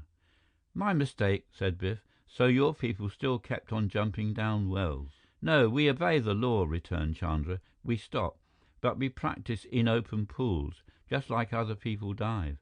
Sometimes at night we take full moon as target. We drop a stone from a high riverbank where the moon shows in the water. Then we step off like we three just did." "It's lucky you showed us how, Chandra," Biff said. "We never would have tried it on our own, would we, Kamuka?" Kamuka shook his head emphatically. "I should say not," he responded. Fortunately, Biff, who was a good diver, had often stepped off springboards or diving platforms as a stunt. Kamuka, too, had used the same technique from the edge of high piers on the Amazon when boats were moored too close to allow a normal dive. So they'd been ready and able to copy Chandra's well jump without hesitation when the time had called for instant action. A few hours of steady plodding along the gradually descending path brought the boys to a level clearing studded with the remains of a long-abandoned town. Piles of ancient bricks represented the walls of houses, though enough was still standing to mark the lines of streets and market squares. A slightly higher clearing showed a row of sculptured stone pillars, remains of an ancient temple.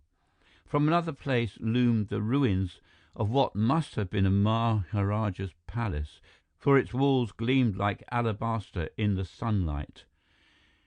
"I've heard of this place," nodded Chandra. "They have been making excavations here. Down a road we will come to a waterfall, then we will go past big quarries, then finally we will reach the Grand Trunk Road." Though the boys were practically sure that they had outdistanced any pursuit, they were still taking no chances. They found the road that Chandra mentioned, and though it was scarcely more than wheel ruts, the hiking was good along it.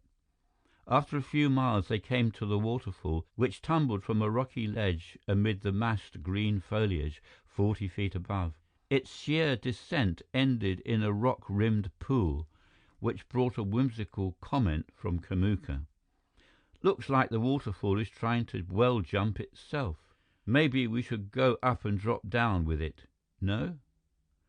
"No," agreed Biff, "but that pool looks deep enough for a good swim. What's stopping us?" Nothing was stopping them. By now they were drenched with perspiration after their steady hike, so a swim was in order. Soon they were cavorting in the cool water, which was even deeper than they had thought, and swimming close enough to the foot of the falls to catch its spray, yet avoiding the pounding mass of falling water. As Biff climbed out, Chandra called to him from the pool, "Maybe you go back to your American clothes, hey? Nobody we meet will guess who you are. You'll find them in my pack." That was the best idea yet, for Biff was tired of his Sikh costume, particularly the bothersome turban.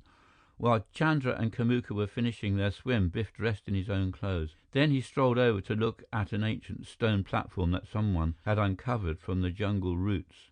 The floor of burnt clay bricks was set with colorful tiles that formed a broken pattern, and from the six-sided shape of the platform, Biff decided it must have been a summer house frequented by the Maharaja's courtiers. Some of the broken tiles had been stacked at the edge of the platform, and Biff picked them up to examine them. They looked like some form of terracotta, though they showed no traces of a glaze. Biff was stooping to replace them when he heard a hiss behind him. Instantly, Biff wheeled about and instinctively voiced a sharp, warning cry, even before he saw the thing that he knew would be there. Swelling up from the rubble was a scaly, bulbous neck, with odd heart-shaped markings that gave it the look of a face with leering eyes and grinning lips. But the creature's own small head and beady eyes were above that puffed-out neck that came rising higher, as a token of its deadly rage. The hissing menace was a cobra, one of the most venomous snakes in India. Rearing to a height of nearly 2 feet, the cobra was within striking distance of Biff's leg, and poised, ready to deliver death from its dreaded fangs. End of Chapter 8. Recording by Peter Thomlinson, London.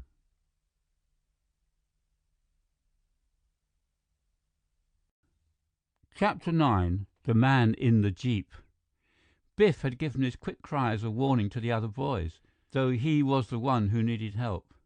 Fortunately, it worked both ways, for Chandra, who had come from the pool and was putting on his clothes, turned quickly in Biff's direction when he heard that sharp call. Chandra didn't have to see the cobra to know that it was there. Often before, he had seen and heard people react the way Biff had. In response, Chandra automatically voiced a warning of his own.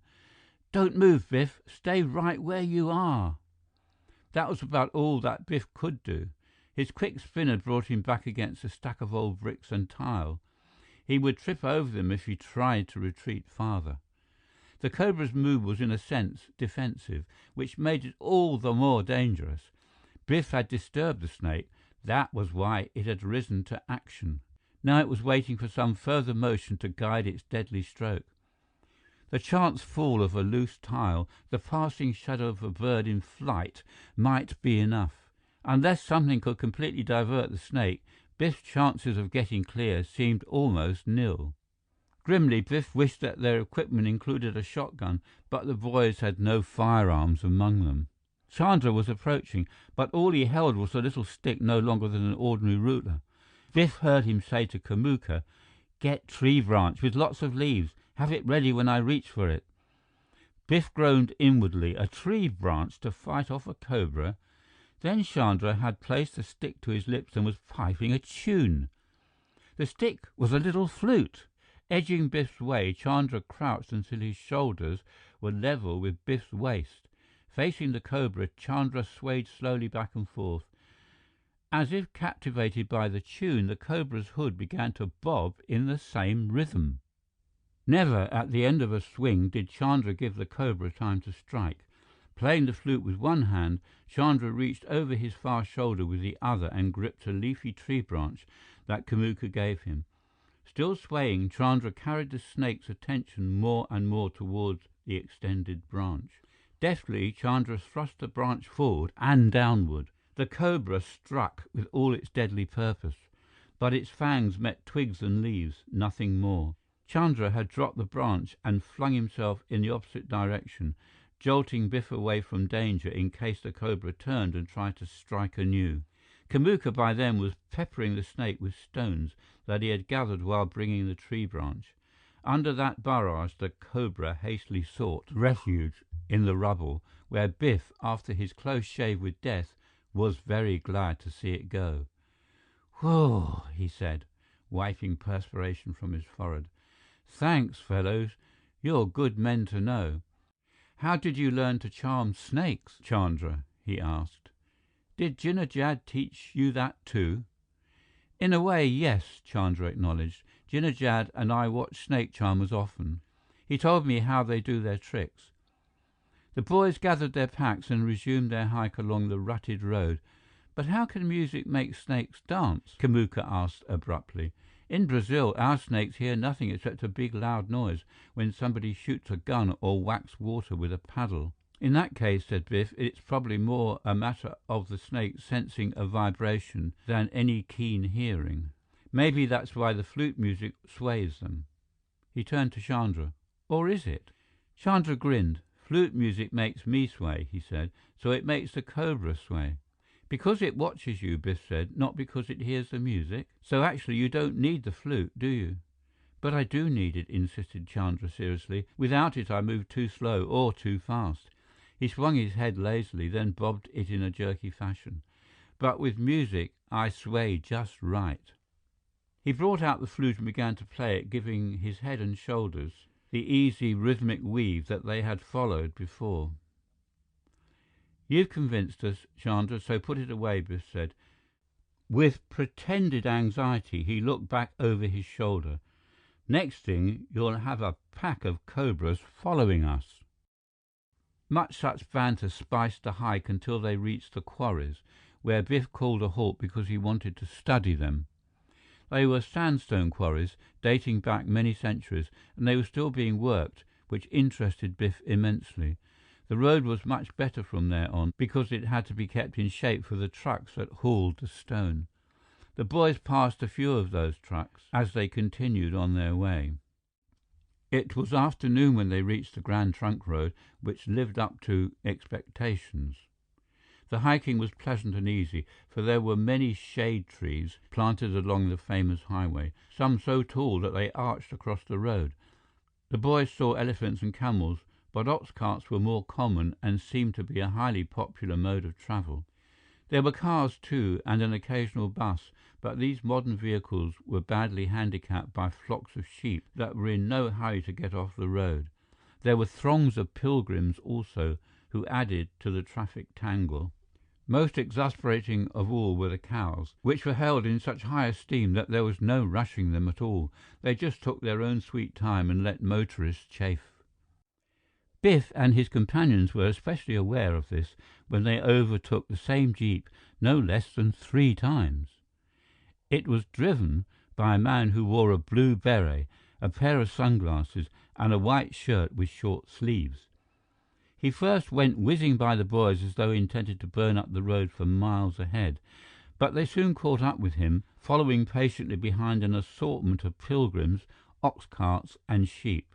On foot, the boys could work their way through that medley, but the jeep couldn't. Again, after the jeep had passed them, they came upon it parked beside a tea stand. The boys themselves stopped later at a village inn, for by this time they were ravenously hungry. It was there that the jeep roared by the second time. But when they caught up with it again, stalled behind a herd of sacred cows, the driver had taken off his beret and glasses and was asleep behind the wheel, as if he didn't care. Chandra by then was worried over their own problems. Their long detour by jungle paths had delayed them more than he had anticipated, and their heavy hiking of the morning had caused them to loiter once they were on the Grand Trunk Road. Now all 3 were tired and showing it. "We won't make Supari tonight," declared Chandra. "Not at this rate." "Does it matter?" asked Biff. "I saw other people camping in a mango grove, so why can't we?" "It would not be safe for us," insisted Chandra. "We were marked once. We may be marked again. Maybe we can get a hitchhike." Biff was interrupted by the honking of horns from two cars that had come up behind the jeep. The man behind the wheel awoke with a start, saw that the cows were ambling off the road ahead and that other cars were anxious to go through. Apparently he was still sleepy, for he pulled the jeep aside and let the traffic pass. Mopping his forehead with a big blue handkerchief, the man looked from behind the wheel and saw the three boys with their packs. He called in English, "Wait there! Can any of you chaps drive a jeep?" "Yes," replied Biff, stepping over to the jeep. "I can." "Then pile your packs on board," the man invited, "and take the wheel. I'm dog-tired and I need some sleep, but I still have to get somewhere tonight." Despite the man's English speech and manner, he had something of an Oriental look, and when Biff met his gaze, he felt a fleeting recollection of having seen the man before. Then Biff was smiling at the way he had let his own memory trick him.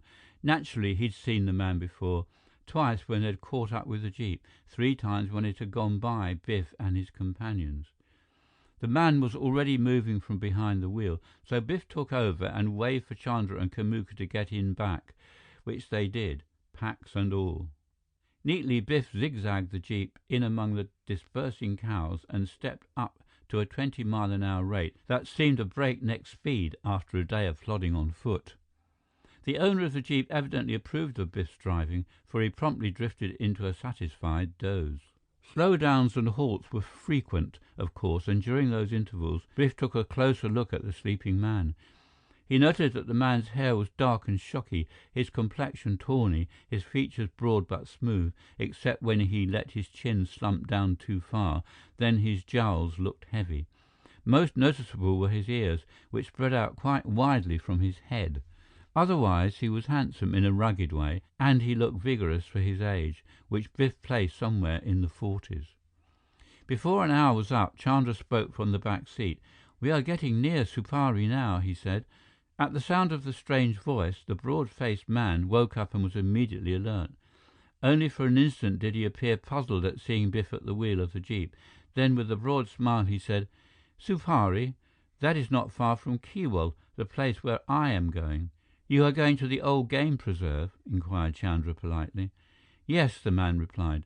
"The head shikari has invited me to a tiger hunt there." He turned to Biff. "Take the next side road and I will drop you off near Supari. I can then go on to Keewal." It was more than a mile to the side road and Biff would have missed it if Chandra hadn't pointed it out, for it was merely ruts, like the road they had followed earlier in the day. And such ruts! At times they disappeared in grass so thick that Biff had to guide the jeep by the clearing in the low, scrubby trees ahead.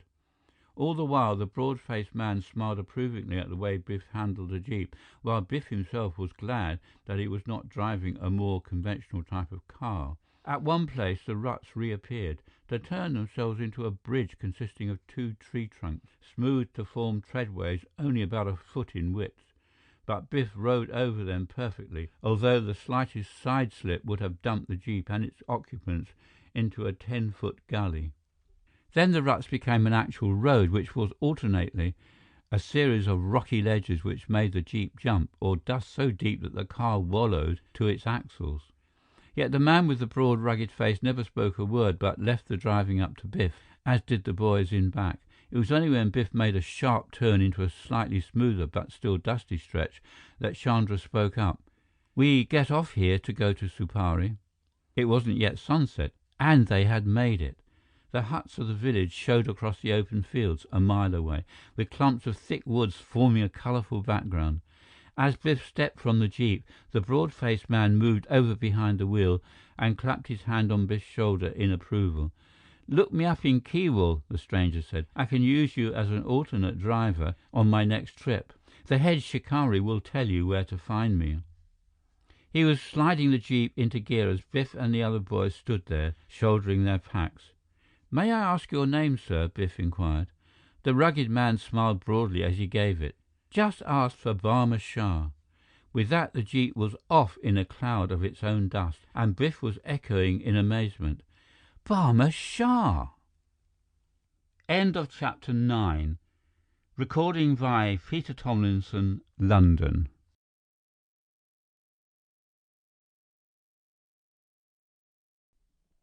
Chapter 10. The Tiger Hunt. All the way across the fields to the village, Biff was brimming with excitement because he had met Barma Shah, the secret agent mentioned by Divan Chand, and the all-important contact to Biff's father. But Biff's enthusiasm was marred by disappointment. "If only I'd told him who I was!" he exclaimed. "All the while I was driving the jeep, I was holding back on that, thinking that to say anything to anybody might be giving ourselves away." "Barma Shah is very smart," reminded Chandra. "Perhaps he knew who you were." "What makes you think that, Chandra?" "We kept seeing jeep over and over. It went past us. We went past it, as if it was keeping watch on us. But that was due to all the traffic. Traffic did not hold us up after Sahib Shah let you drive his jeep. Next thing, we were practically here at Supari." "You may be right, Chandra," Biff agreed. They had reached the actual village now, a mass of closely built huts with mud walls and tiled roofs, surrounded by yapping, nondescript dogs. It was almost sundown, and from this central point the fields and trees looked dark and gaunt against the spreading purple of the sky. Now people, mostly in native costumes, were flocking out, first in alarm, then in a wild welcome when they recognized Chandra. Biff and Kamuka were included in the villagers' enthusiasm, and then Chandra's uncle, the Patwari, was greeting them and introducing them, in turn, to the Patel, or head man of the village. The boys were supplied with cups of rich, delicious milk, and later they were taken to a modern building that served as school and community house, a symbol of the new India. There they feasted on tasty curry and rice, followed by fruits and cakes. Chandra, meanwhile, kept up a running chatter with his uncle and other villagers, mixing English with Hindi and the local native dialect. From the tone of the talk, Biff and Kamuka gathered that something quite serious was afoot. Chandra finally supplied the details. "You will meet Barma Shah very soon," Chandra told Biff, "because my uncle tells me that the head shikari at Kiwal has asked the village people to help trap a tiger tomorrow night." "Aren't tigers usually hunted in the daytime?" "Not this kind," declared Chandra. "The tiger is a cattle stealer, and lately he has prowled near the village, killing people after dark. That is why there is so much excitement when we arrived, close to nightfall." As they left the community house, Biff heard the incessant barking of the dogs on the fringe of the town. Watchmen with big spears were on patrol. Many lanterns were aglow, showing that the village was tense and alert. Wisps of grayish smoke coiled from the chimneys and wavered, like fading ghosts, against the vast blackness of the starlit sky. But when they entered the snug hut, which Chandra smilingly termed their Dulat Khana, or palace, Biff felt that the outside world was far away. His bed was a simple charpoy, tape strung to its frame instead of springs or mattress. But Biff was so tired that nothing could have been more comfortable. The calls of the patrolling watchmen, the distant barking of the dogs, simply lulled him off to solid sleep. It was nearly noon when Biff awoke. He and Kamuka followed Chandra around the village, where they saw weavers, shoemakers, carpenters, and blacksmiths at work. Chandra explained that they were paid off in crops raised by the farmers who made up most of the community. But today the carpenters and metal workers were combining their efforts in constructing huge wooden frames that were set with heavy bars of iron. "Why, that looks like a big portable cage!" Biff exclaimed. Chandra's uncle, the Patwari, was standing by. He smiled and responded, "It is exactly that. Tonight we use it to trap the killer tiger." "You mean he may walk right into it?" "No, no." The Patwari shook his head. "The bars are to keep the tiger out, so the living bait will be safe inside the cage." "But don't you just stake out some animal," asked Biff, "so the tiger will think it is loose?" Usually we do that with a pig or buffalo, replied Chandra's uncle. But this tiger has tasted human blood, so tonight we would try human bait. That is the purpose of the cage. And the bait, put in Chandra proudly, will be Kamuka and myself. We are going in with Thakur, the head watchman and chief hunter of the village. We are sorry to leave you out, Biff, added Kamuka in explanation. You were still asleep when they asked us, and it was only after we said yes that we found they had only room for 2. Biff thought at first that his friends were joking, but it turned out they were quite in earnest. The cage had been specially designed for Thakur and 2 lookouts, preferably boys. But the village youths had become so tiger-conscious that they were seeing jungle cats every time a leaf stirred in the underbrush. So Chandra and Kamuka had been recruited for the job instead. Biff put on a show of disappointment, if only to impress Chandra's uncle and the other villagers. Maybe Barma Shah, the man with the jeep, will want me to help him, Biff said. I'll ask him when I see him. Late in the afternoon, the barred frames were ready and they were hauled by ox cart to a shola, or patch of jungle not far from the town. That was where the tiger had attacked and slain its victims, so the villagers had shunned the place for the past few days. During that period, Matapar, the head shikari from Kiwal, had put up platforms in surrounding trees, covering the open area where the tiger liked to prowl. By now, he hoped the tiger would be used to it, but the cage idea did not appeal to Matapar. That had been thought up by Thakur, the village huntsman. So Matapar and the other shikaras watched silently, almost glumly, while Thakur and his helpers set up the cage close to a thicket that they thought would be inviting to the tiger. They were fixing the frames together with crude bolts when Barma Shah drove up in his jeep, wearing his pulled-down beret and dark sunglasses. Biff walked over to meet him, and as Barma Shah nodded a greeting, Biff announced, "I am Biff Brewster." "I was sure of that," rejoined Barma Shah, extending his hand in greeting.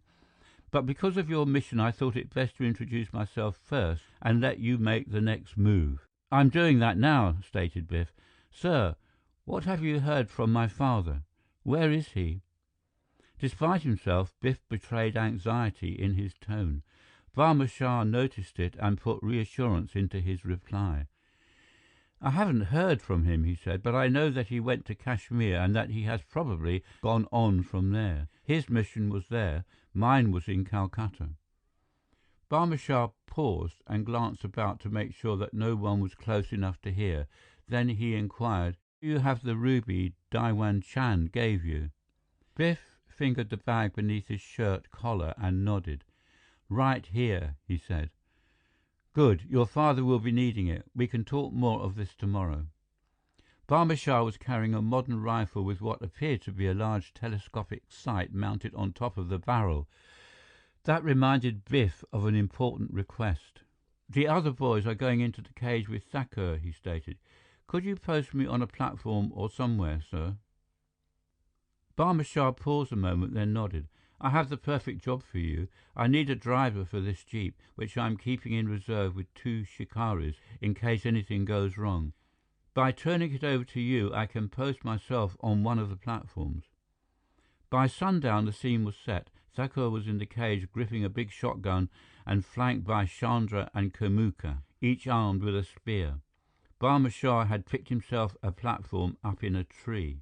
Matapar and other shikaras were up on their platforms, all at ideal range. Biff was as far off in the jeep as space would allow, down at the end of a long, smooth gully that practically formed a roadway to the clearing. In the back seat, 2 more shikaris sat ready with their rifles. But as dusk gathered, tension grew. The cage was the focal point. If the tiger approached too close, Thakur was to drive him back with quick shots. Then Barma Shah, Matapar and the rest would open fire with their rifles, covering practically the entire clearing. Biff's job was to come up with the jeep only when needed. Early, if anything went badly wrong. Later, if it all went well. From the way things had been planned, they seemed likely to go well, but that depended partly on the tiger. Usually he picked his victims just before dark, but this evening he was wary. Chandra and Kamuka gave occasional calls, putting a frightened tremolo into their voices, hoping to coax the striped terror into seeking them. But the darkness thickened and then became almost total in the clearing before the cunning cat decided to strike. Then it happened like the surge of an invisible fury. Sharp-eyed though they were, neither Chandra nor Kamuka caught the slightest glimpse of the 500-pound tiger until its 10 feet of furred lightning landed squarely on the cage with the destructive force of a living thunderbolt. The cage buckled, hurtling the occupants on their backs. Thakur's shotgun spouted straight upward, missing the tiger entirely, as the creature, somewhat jolted, recoiled to the ground in front. Thakur, coming to his knees, aimed at the spot where the tiger crouched, but as he fired the second barrel, the furred fury made another high, hard spring, clearing the path of aim. Again the cage was jarred, and now Thakur, desperate, grabbed a spear from Chandra and jabbed wildly through the bars, blindly trying to drive off the snarling killer that he could not see. Given time, Thakur might have made a telling thrust, but meanwhile the tiger threatened to maul the cage apart. The framework was splintering under the fierce stroke of its claws. With each new spring, the iron bars were loosened. Barma Shah and the others on the platforms could not open fire with their rifles, for Thakur, so far, had failed to drive the tiger back. In the darkness, their shots would be more likely to hit Thakur or the boys. The clanging echoes carried far down the gully, where Biff was puzzled by the lack of rifle fire, but not for long. Biff realized what must be going on when the clashing sounds continued, and so did the men in back. Their grunts practically said, "Get going," as did the clicks from their rifles when they released the safety catches. Biff got going, as he had been told to do in such an emergency. He gunned the jeep into life, shot it straight up the gully, guiding by the outline of the clearing against the starry sky. The speeding jeep wallowed in the gully's slopes, then reached the open ground as Biff clicked on the lights and jammed the brakes. The sudden glare outlined the whole front of the cage, showing the tiger turning, snarling at the sound of the jeep's approaching roar. Briefly, the tiger was blinded and helpless, giving the men in the jeep their opportunity. They sprang out, dodged over toward the brush, and opened fire. One shot grazed the tiger, another clipped him as he bounded away from the cage, spun in the air, and sprawled beyond the light. The shikaris from the jeep started over to examine their prize, but paused when warning shots came from both the cage and tree platforms. Half stunned, the tiger picked itself up, snarled at the two shikaris as they dived away from the light. Then the tiger itself took to the darkness on the other side, but not in flight. It had another purpose. It wanted to claw, to rip apart its real tormentor, the thing with the blazing eyes that had interrupted the tiger's efforts to reach its caged prey. That thing was the jeep. In the darkness, the wounded tiger turned suddenly upon it. Biff raised a shout as he heard an approaching snarl. The jeep heaved upward, sideward, as the tiger's bolt hit it between hood and windshield. In the dim glow from the dashlight, Biff could see the monstrous clawing shape of the man-killer as it gathered itself for a final spring upon the new prey it had so unexpectedly found. Through Biff's stunned mind ran the freakish notion that whatever luck the Light of the Lama had brought him, the ruby's charm had lost its power by now. End of chapter 10. Recording by Peter Thomlinson, London.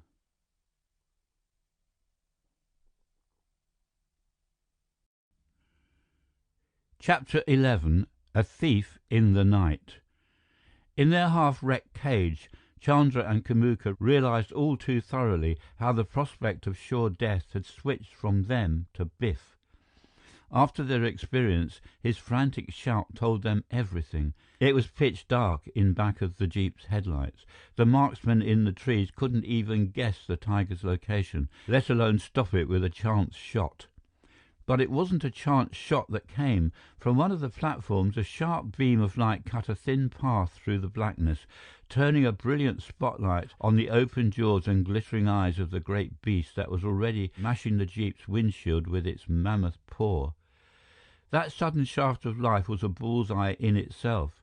Now, if a rifle muzzle could only score an identical hit. As that hope sprang to the boys who watched from the cage, it was answered in a realistic way. A rifle crackled. The tiger's big head jolted back, and its snarl broke. Biff saw that happen as he looked up from behind the wheel. Now, the tiny circle of light was focused just behind the tiger's ear.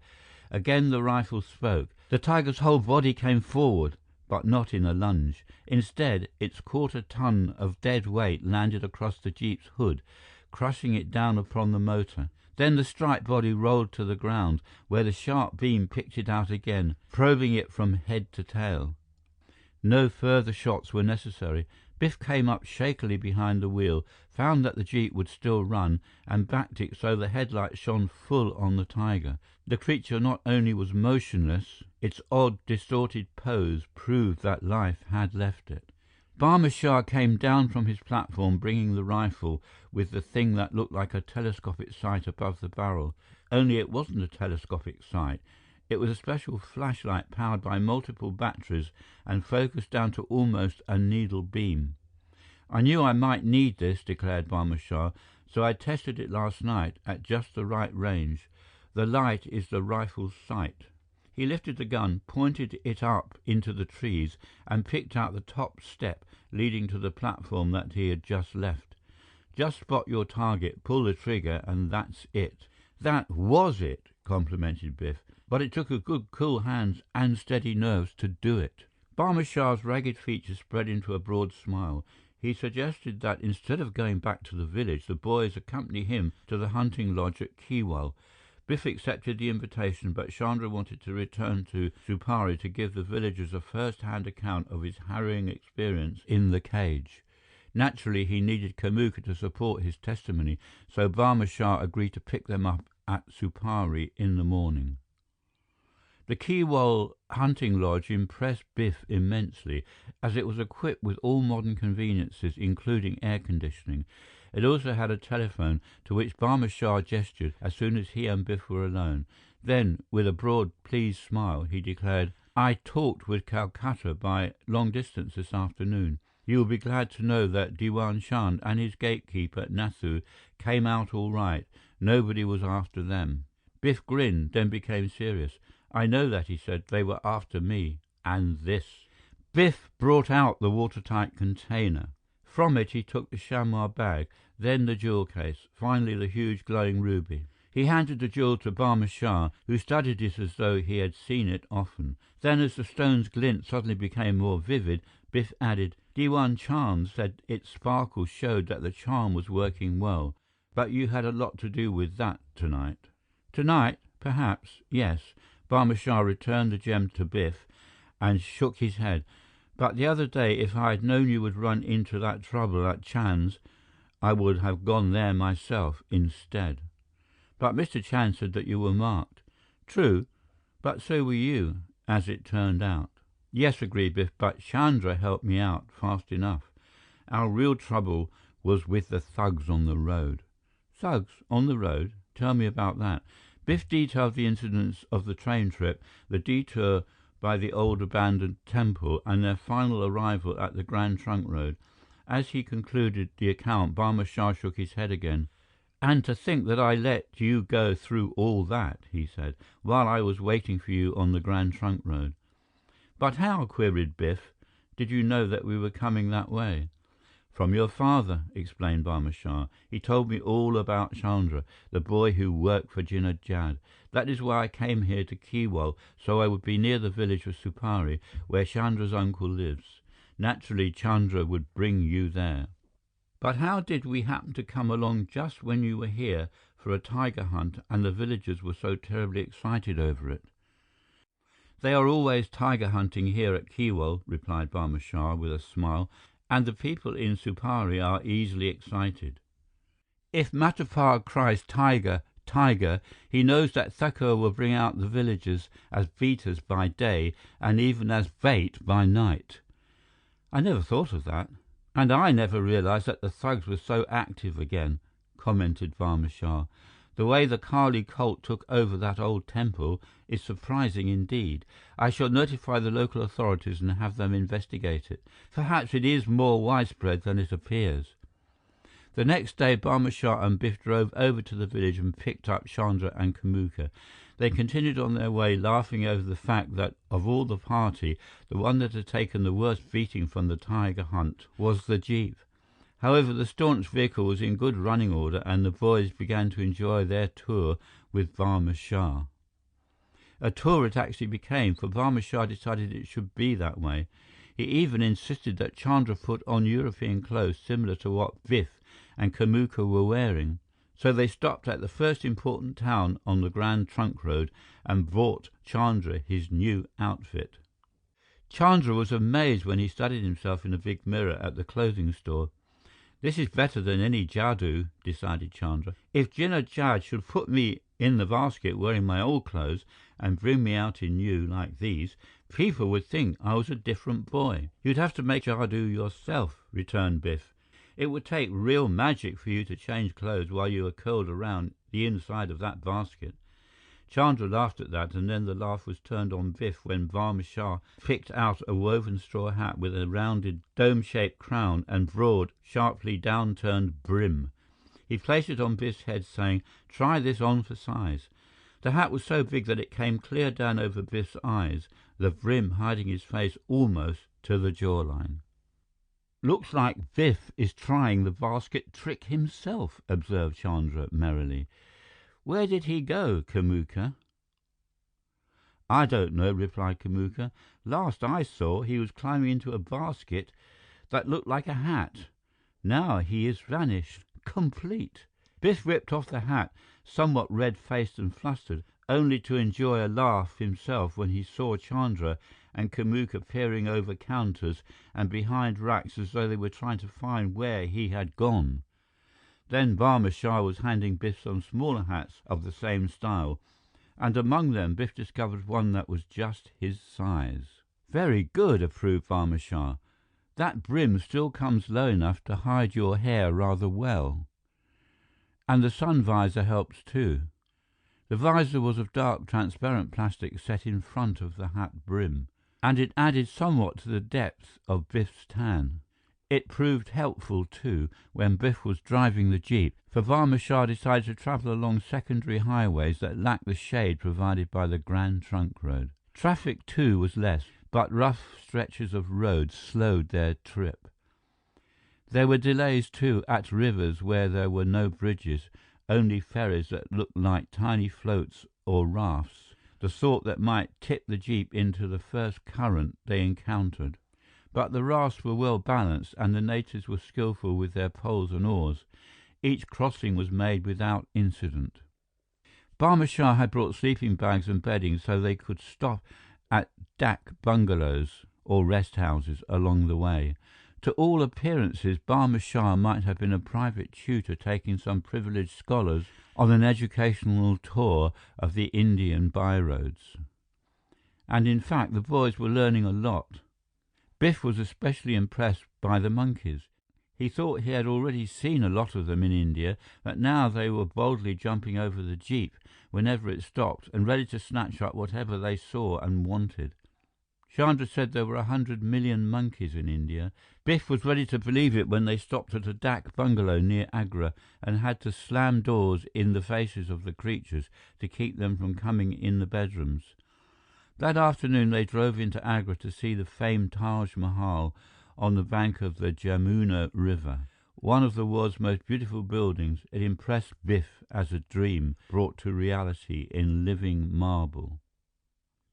Later, they went to a telegraph office where Biff sent a wire to his mother, which simply stated, "All well, still on way, love to you and twins." Barma Shah decided that the telegram told enough, yet not too much. He smiled when Biff also showed him a postcard with a picture of the Taj Mahal, which had the printed statement, "India's most priceless jewel for you to hold in memory." Under that, Biff had written, "And I really am holding it, bag and all. Biff." He had addressed the card to Likake Mehanelli at Darjeeling. "Send it," decided Barma Shah. "Only your Hawaiian friend will know that you mean the ruby rather than the Taj Mahal."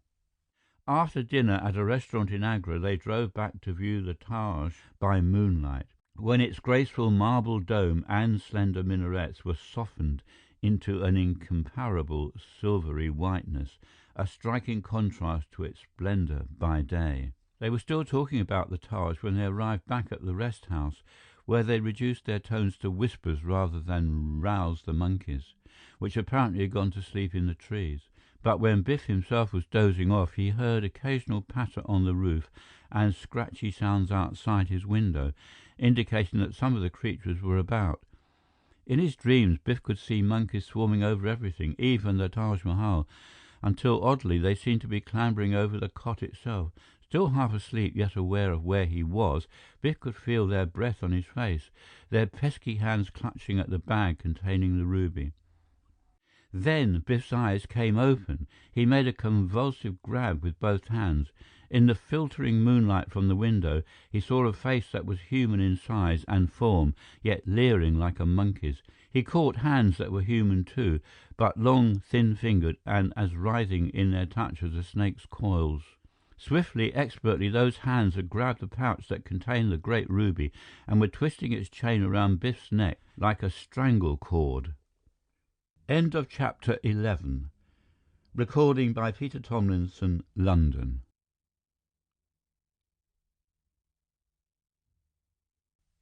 Chapter 12. A Double Surprise. The struggle that followed was frantic but brief. It couldn't have lasted long, for Biff was unable to wrench the attacker's hands from the chain that they so cruelly twisted. It was already cutting off Biff's breath and blood supply, so that his eyes were seeing black spots in the moonlight. Biff shifted his grip to his attacker's throat, but it didn't help. If anything, it made him twist the chain harder. Biff couldn't call for help, though the walls of the bungalow were thin enough for even a gargly cry to be heard. But there was a way to make people hear. As he lashed about, Biff managed to shove the cot away from the wall. Then, wrenching himself to a new position, he began kicking the wall with his feet, pounding a terrific drumbeat.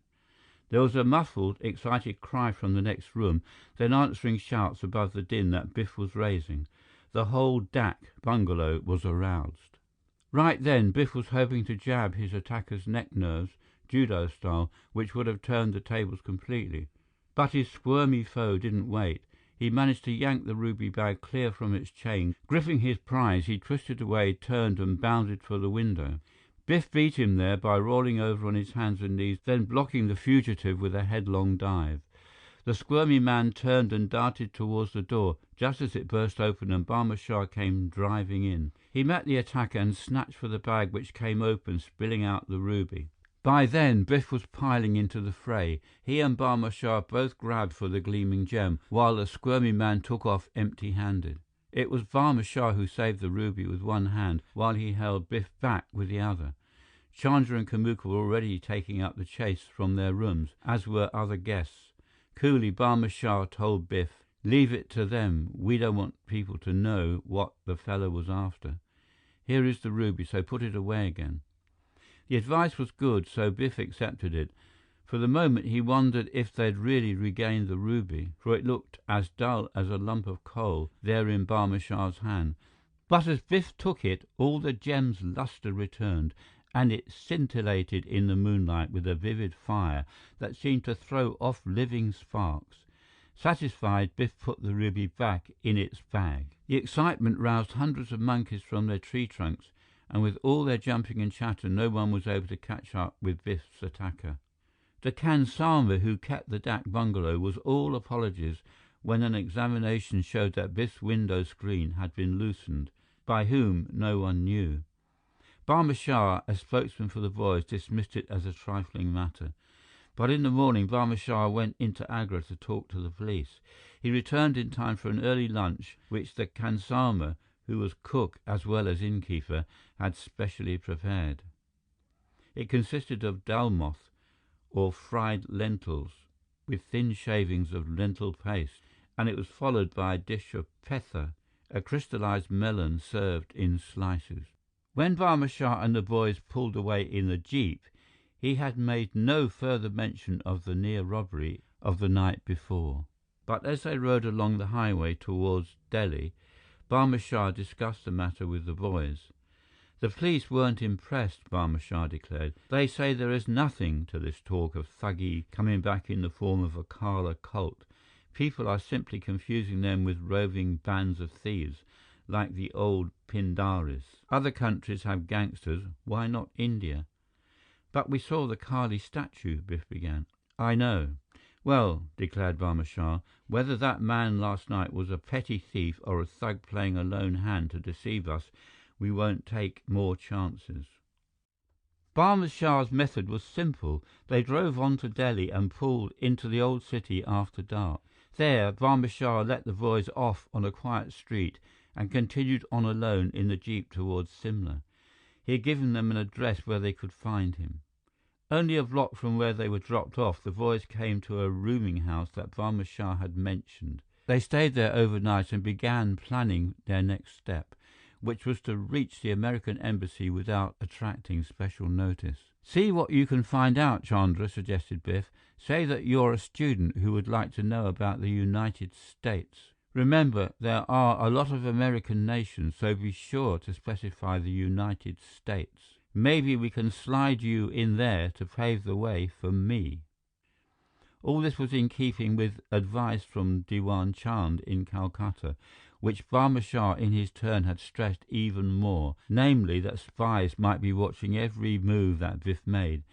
Events along the line had definitely underlined the need for caution. So Chandra, still wearing his European clothes, set out on a hired bicycle, the most popular type of transportation in India's capital city of New Delhi, which adjoined the old Mughal capital of Delhi. A few hours later, Chandra rejoined the other boys in a colorful bazaar where he had left them. I have good news, he exclaimed. Every week, students go by special bus to meet and talk with ambassadors from other countries. That sounds like a United Nations proposition, commented Biff. No, returned Chandra. I checked that. They go to a different country's embassy every week. So I look at the list, and what do you think is next? United States, tomorrow. Nice work, approved Biff. That sounds like our ticket, all right. It is our ticket, all right, Chandra grinned. 3 tickets for bus tomorrow. I ask and I get them. So we go along with big crowd, and nobody will guess who we are. Since the students were all from Indian schools located in New Delhi and elsewhere, Chandra and Kamuka decided to stay in their European clothes, but Biff, somewhat to his annoyance, had to switch back to his Sikh costume. Otherwise, he would be spotted for an American and perhaps for himself, Biff Brewster, if some keen observer happened to be looking for him. I suppose any Sikh students will be wearing their native garb too, commented Biff, like the railroad guards on the train. So don't let them spot me for a phony the way that man with the fake beard did on the Howrah bus. Funny thing, said Chandra. I keep thinking about him every now and then. I don't know just why, but don't worry. Kamuka and I will talk to people so they won't bother you. The bus tickets were simply cards that said student in English and its equivalent in Hindi characters. They were accepted without question, and the boys took seats well back in the bus, which was nearly full when it started. All was fine until they stopped at a building where Biff looked up and saw a flag with 3 vertical stripes, red, white and green. You've made a mistake, Chandra, Biff groaned. This can't be the American embassy. That's not the United States flag. It must be, argued Chandra. Lots of countries change their flags. Maybe your country changes its flags too. No, we don't change the United States flag. From the bus window, Biff saw the flag flutter slightly, and now he noticed the emblem of an eagle on the white stripe. That's the Mexican flag, exclaimed Biff. As a sudden thought struck him, he asked, just what did that list say, Chandra? It said students would pay visit to the embassy of the United States of the United States of Mexico. Yes, that was it. It's my fault, Chandra, conceded Biff. I forgot that Mexico is officially known as the United States of Mexico. I should have told you the United States of America. Then you'd have checked on the American embassy." He turned to Kamuka. "Dumb of me, wasn't it?" "Maybe I was dumb too," returned Kamuka. "If I had told Chandra to look for United States of Brazil, he would have brought us to the Brazilian embassy. I could tell our story there." "You're right, Kamuka," acknowledged Biff. "We had 2 chances out of 3, and we missed. Well, we can't sit here. We will have to follow the crowd." Follow the crowd they did. As the last 3 off the bus, Biff and his companions tagged on into the Mexican embassy and slid into a rear corner of the reception room where the students were seated. Members of the Mexican Diplomatic Corps proceeded to hold open forum with the students of New India, exchanging views on their respective countries.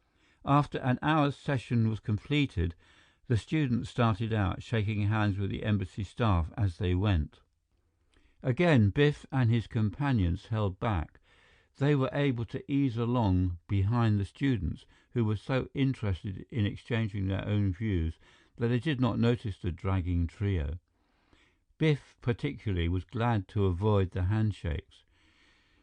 The diplomat showed interest in a few genuine Sikh students, and Biff was afraid he would be asked embarrassing questions. There was just one greeter they could not avoid. Outside the reception room, a Mexican youth of about Biff's age had come up to shake hands with the students and was chatting briefly with them. Fortunately, his back was partly turned, so Biff saw a way to avoid him. "You shake hands with him first, Kamuka," Biff whispered. "But keep moving or he may guess that you are a Brazilian. You crowd in fast, Chandra, and keep him talking while I slide by." They had reached the youth by then, and Kamuka's handshake was over too quickly. Chandra, caught off stride, could not think what to say, so the young Mexican politely bowed him on with a brief shake, then turned with perfect poise to meet the last departing visitor, Biff. The Mexican's expression was momentarily quizzical as he studied the face beneath the Sikh turban. Chandra and Kamuka, glancing back, were sure Biff was getting by with his disguise when, to their horror, Biff himself gave the game away. As though suddenly gone crazy, Biff flung away his turban, sprang forward, grabbed the Mexican boy's shoulders, and began shaking the poise right out of him. The surprised youth gasped and grabbed at Biff as if in self-defense. Chandra and Kamuka turned to ward off any students who might come back to mix in the fray, only to see that they were all alone. That was when they heard Biff shout, "Mike Arista!" Then Chandra and Kamuka realized it wasn't a fight at all, but just a genuine, heartfelt form of mutual recognition, as the Mexican boy exclaimed, "Biff Brewster!" End of chapter 12. Recording by Peter Thomlinson, London.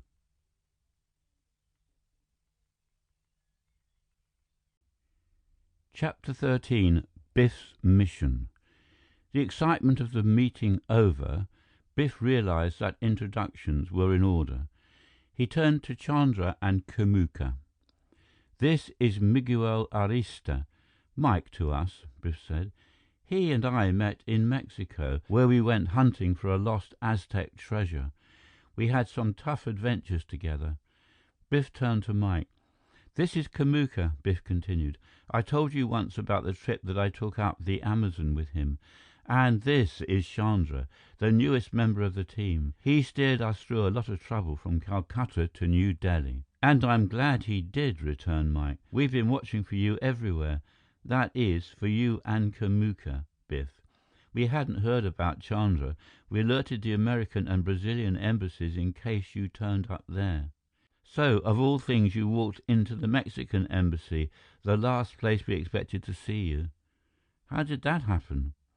"That," replied Biff with a smile, "was Chandra's idea." "It looks like I picked the right United States," put in Chandra. He turned to Biff and Kamuka. "You had chance number 1 and 2. That gave me chance number 3. I hit it right." "You sure did," Biff agreed. He turned to Mike. "But how do you come to be in India? How do you know about all this?" "You remember my uncle, the judge in Mexico City?" "Of course. I came here with him on a visit, and we happened to meet your father. My uncle can tell you about it, better than I can."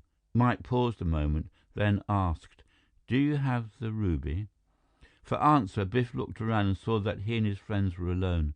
Then he brought out the priceless packet, opened it, and displayed the Light of the Lama. It took Mike's breath away. Never before, perhaps, had the rare gem flashed more vividly, more dramatically than at that moment. That was all Mike needed to see. "Put it away," he said. "We'll go over to my uncle's hotel and talk to him." Mike arranged for a cab and they went to the hotel.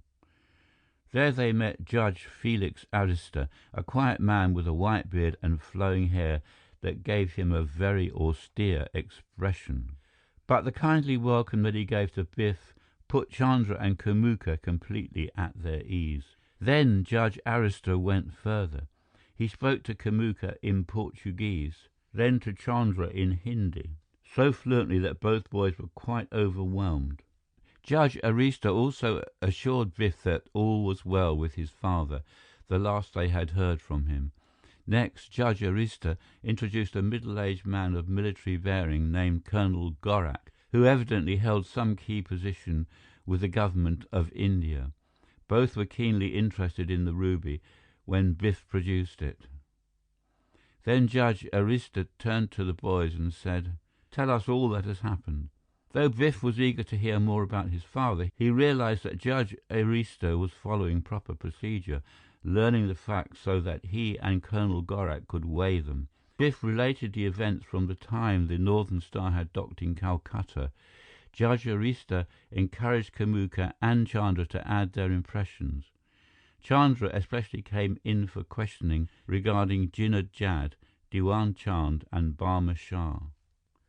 All three boys had much to say about Barma Shah and their adventures with him, including how he had saved Biff's life during the tiger hunt and had later responded to Biff's call when a thug had tried to steal the ruby at the Dak bungalow. Judge Arista finally turned to Colonel Gorak and said, "I'm sure that we can trust these other boys as well as Biff, so I think they should all hear what you have to tell him about Senor Brewster." Colonel Gorak bowed acknowledgement, then spoke to Biff in an even, methodical tone. "Your father came here to India to open some old gold mines," related Colonel Gorak. "We were hopeful that investors would supply money to work them. Among these mines were some that once belonged to the Rajah of Bildapur, a small domain that was absorbed by a larger princely state, though the Rajah's family still owned the mines until the Indian government finally acquired them. When miners went down into the old shafts, they met with inexplicable accidents. They claimed that the mines were haunted by ghosts and demons, but we blamed it on outside factions. However, Mr. Brewster found there was some basis for the superstition, as it was part of a legend dating back 500 years. As Colonel Gorak paused, Kamuka exclaimed despite himself, 500 years? That is a long, long time. Not in India, put in Chandra promptly. Here it is very short.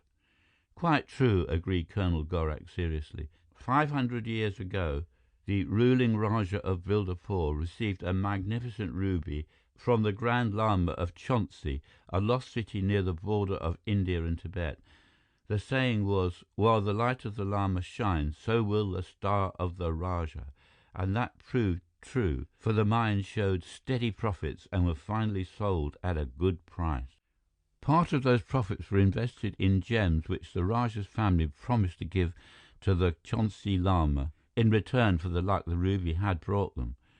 That was to be done if ever the Rajah's descendants disposed of their holding, which they finally did. But Mr. Brewster learned that the gems had been hidden by loyal servants of the Rajah's family because outsiders were seeking them. As Colonel Gorak paused, Biff asked, "By outsiders, do you mean the Kali cult, sir?" "For one, yes. For another, there is an international spy ring run by an adventurer named Bela Kron. We know little about him except that he will sell out to the highest bidder. Fortunately, Mr. Brewster located the gems and brought them here to New Delhi.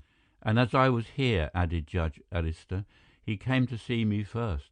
I realized that this was an international matter, so I pressed it through the proper channels, and Colonel Gorak was assigned to the case. He has done admirably with it." Colonel Gorak shook his head to that. "The real credit goes to Mr. Brewster," he insisted.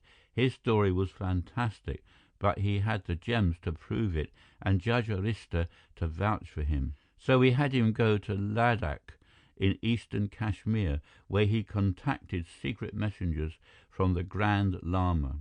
They took him to Chauncey, where he delivered the jewels with the compliments of our government. There was just one problem. The light of the Lama was not among the gems." With that, Colonel Gorak gestured to the huge ruby that was glowing in the sunlight, as though its ruddy fire held all the secrets of the past centuries. Never had its sparkle been more vivid. No one could wonder why this was the most prized gem of all. "We should have thought of that beforehand," declared Judge Arista, "but we had not then seen the light of the Lama." He studied the gem again, then turned to Colonel Gorak. "I can understand why the Chauncey Lama wants it," he said. Colonel Gorak nodded. "So can I," he agreed. "Then the Lama is keeping my father in Chauncey?" asked Biff anxiously. "Until he gets the ruby, like a ransom?" "Not exactly," replied Colonel Gorak. "Your father is still in Chauncey, yes." "Because they won't let him go?" "No, no." It was Judge Arista who replied to Biff's anxious question. "I am sure that he could leave at any time, but his mission would not have been completed." "He wants to deliver the ruby too," explained Colonel Gorak, "and he was sure that Barma Shah would be able to locate it because they had been working on it together, your father and Barma Shah." That calmed Biff immediately. His mind flashed back to the tiger hunt, when Barma Shah had delivered that perfect shot while the shikaris were wondering what to do. Then he thought of the dak bungalow and the way Barma Shah had rescued him there. Chandra must have realized what was in Biff's mind. "It is all right, Biff," Chandra said encouragingly. "Your father and Barma Shah, they are a team." Biff brightened as he turned to Judge Arista. "You mean that I am to go with Barma Shah?" the boy asked. "That he will be there too when we deliver the ruby?" "Exactly that," acknowledged Judge Arista. "We are counting on both of you. Your father said that he had arranged for you to receive the ruby and that Barma Shah would do the rest." "I have arranged for our trip to Chauncey," added Colonel Gorak. "We can notify Barma Shah to meet us in Srinagar, the capital of Kashmir. From there, we will fly to Leh, the capital of Ladakh, where our equipment has been ordered and is waiting for us." Two thoughts swam through Biff's mind. In flying anywhere, he would like to be in a plane piloted by his uncle, Charles Keene, who, to Biff's thinking, was the greatest pilot ever. Next to his father, Uncle Charlie was the man he would most like to see right now. The other thought was, what was happening in Darjeeling? He felt concerned about his mother and the twins, and he was worried about Li, who by now probably was worried about him. "Su Tio Carlos," said Judge Arista, as though he had read Biff's mind. "Your Uncle Charles. We reached him in Burma and asked him to fly from there to Darjeeling, so he would be ready to take off for Leh to join your party there. He is in Darjeeling now." With that, Judge Arista picked up the telephone and handed it to Biff, adding with a kindly smile, "We have put in a long-distance call to your family in Darjeeling. You can talk to them right now." End of chapter 13. Recording by Peter Thomlinson, London.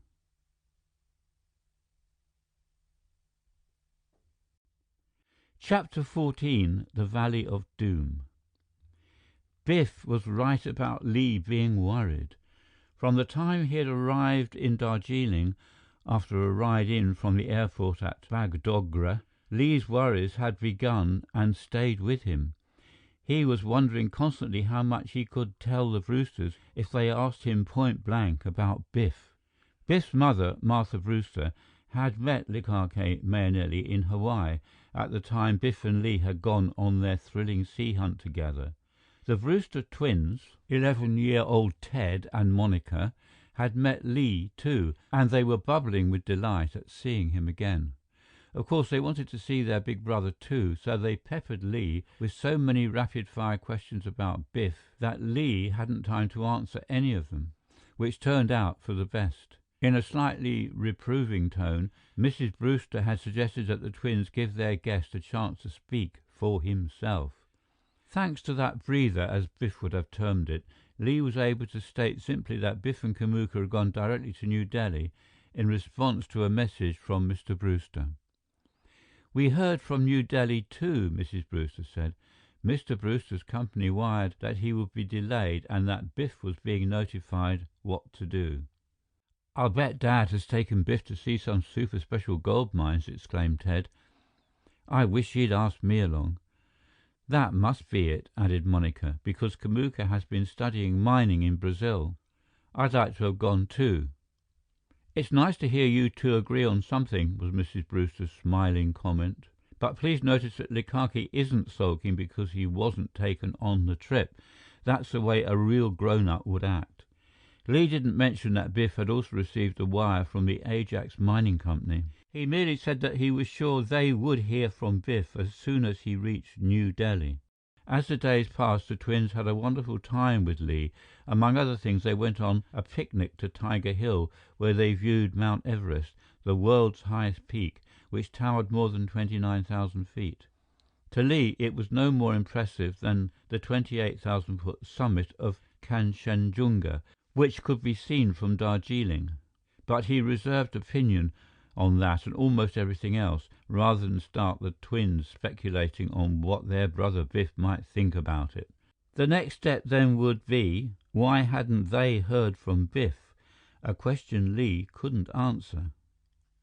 Lee was relieved when Biff's wire came from Agra because he honestly didn't know why Biff had stopped there. But Lee knew nothing yet of the postcard, which was still on its way when Mrs. Brewster's brother, Charles Keene, flew in from Burma and stated that he had been summoned to Darjeeling by an official call from New Delhi. With Charles Keene in the twin-engine Cessna was a burly, red-haired mechanic known as Muscles, who hailed from the state of Kentucky and was proud of it. The plane also brought a Burmese boy named Chubba, who had guided Biff across the border into China to rescue Biff's uncle when he had been a prisoner there. Biff had detailed those adventures to Lee, who already regarded Chubba as an old friend. So after a brief but hearty get-acquainted session, Lee decided to confide in Chubba. They had taken a stroll to look at the Kanchenjunga, which Lee stated was the third highest mountain in the world. When Chubba asked what two were bigger, Lee told him, Everest and K2, known as Mount Godwin, Austin, which was far north in Kashmir. Chubba shrugged at that. "To me, Minya Konka looks bigger," he asserted. "That's the mountain Biff and I saw in China." "Perhaps that is because we got a look at it from lower down." "Kamuka would say that about the Andes," laughed Lee. "To him, they would look bigger." "Seriously," he added, "that was while you were hunting for Biff, Uncle Charlie?" Chubba nodded. "We may have to start a search for Biff's father," continued Lee. "Biff only heard from him indirectly." Noting Chubba's keen interest, Lee told him all that had happened in Calcutta. He also mentioned his worry about whether or not he should inform Biff's family as to those facts, or wait until he received direct word from Biff. Chubba promptly solved that problem. "You have trouble," Chubba told Lee, "and Sahib Keene is troubleshooter. If you don't hear from Biff by tomorrow, I'll talk to Sahib Keene. Then he will talk to you." They didn't have to talk with Charles Keene the next day, for they talked to Biff himself instead. That was when the long-distance call came from Judge Arista in New Delhi. Biff talked to his mother first, explaining the situation briefly. Then Judge Arista came on the wire, assuring Mrs. Brewster that all was probably well with her husband.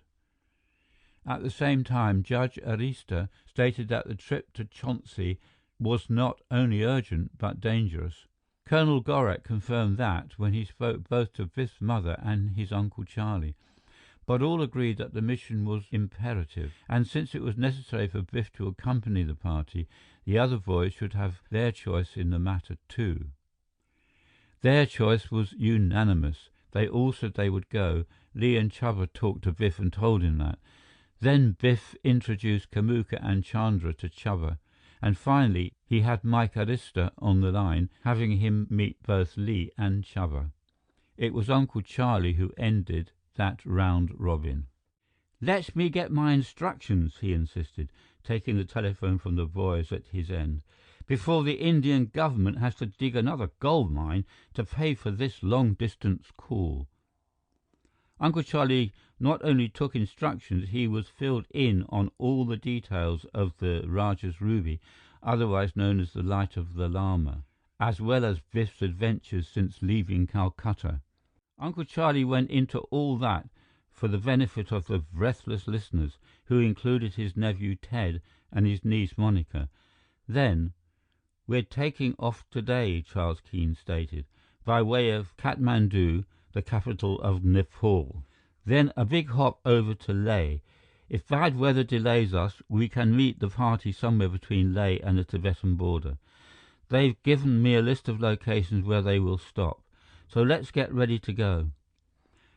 That was meant for Lee and Chuba, but Ted and Monica thought that they were included, for they jumped up and were rushing off to pack when their Uncle Charlie called them back.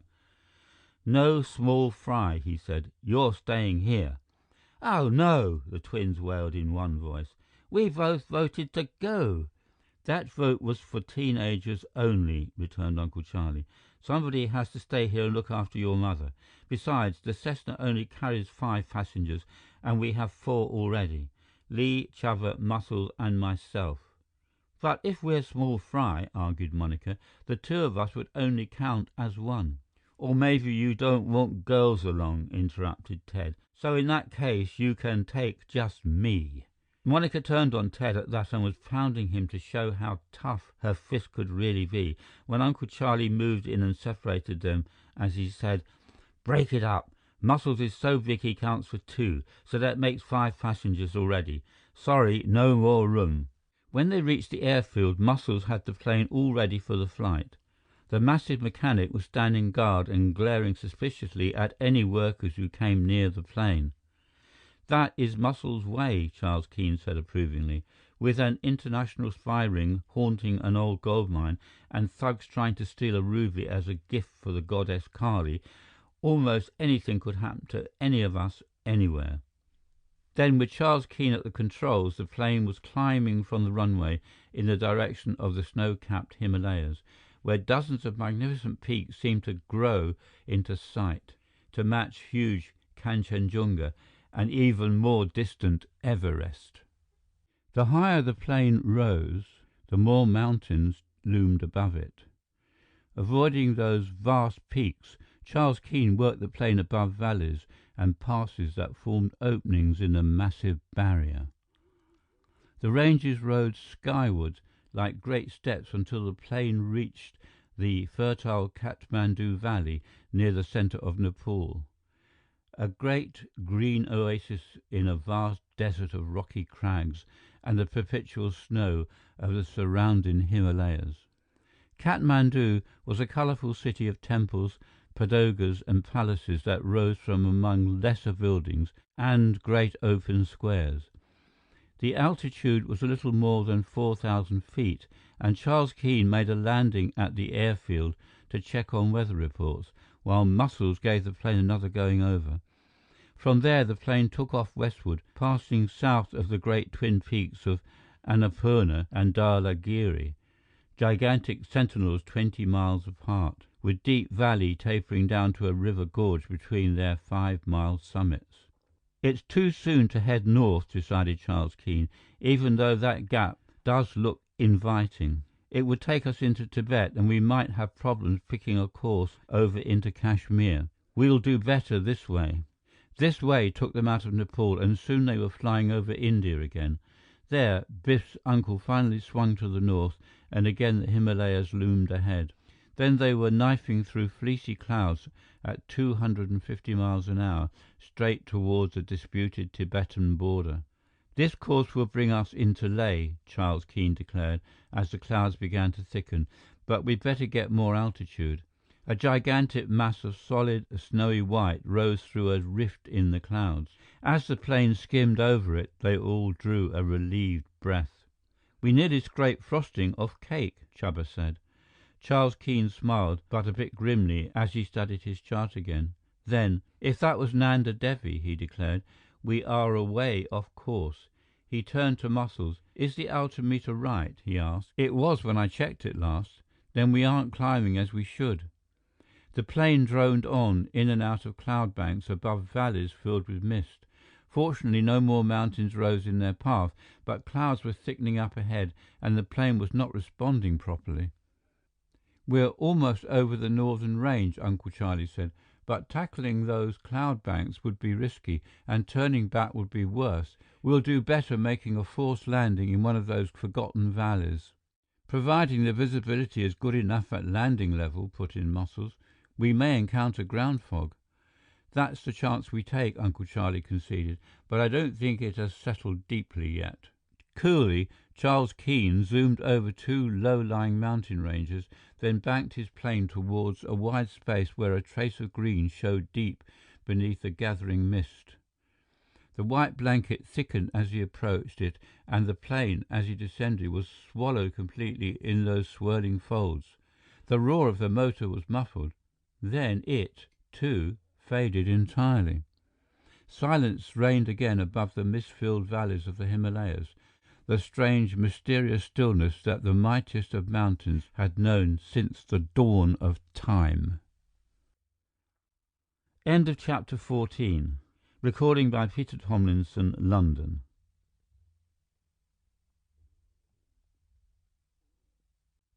Chapter 15. The Caravan Halts. "So this is Srinagar." Biff Brewster spoke from the bow of a narrow, rakish craft known as a shikara, as two turbaned oarsmen propelled us along the river Jhelum through the heart of Kashmir's capital city. Between Biff and the stern, where both paddlers were seated, was a large canopy mounted on ornamental poles.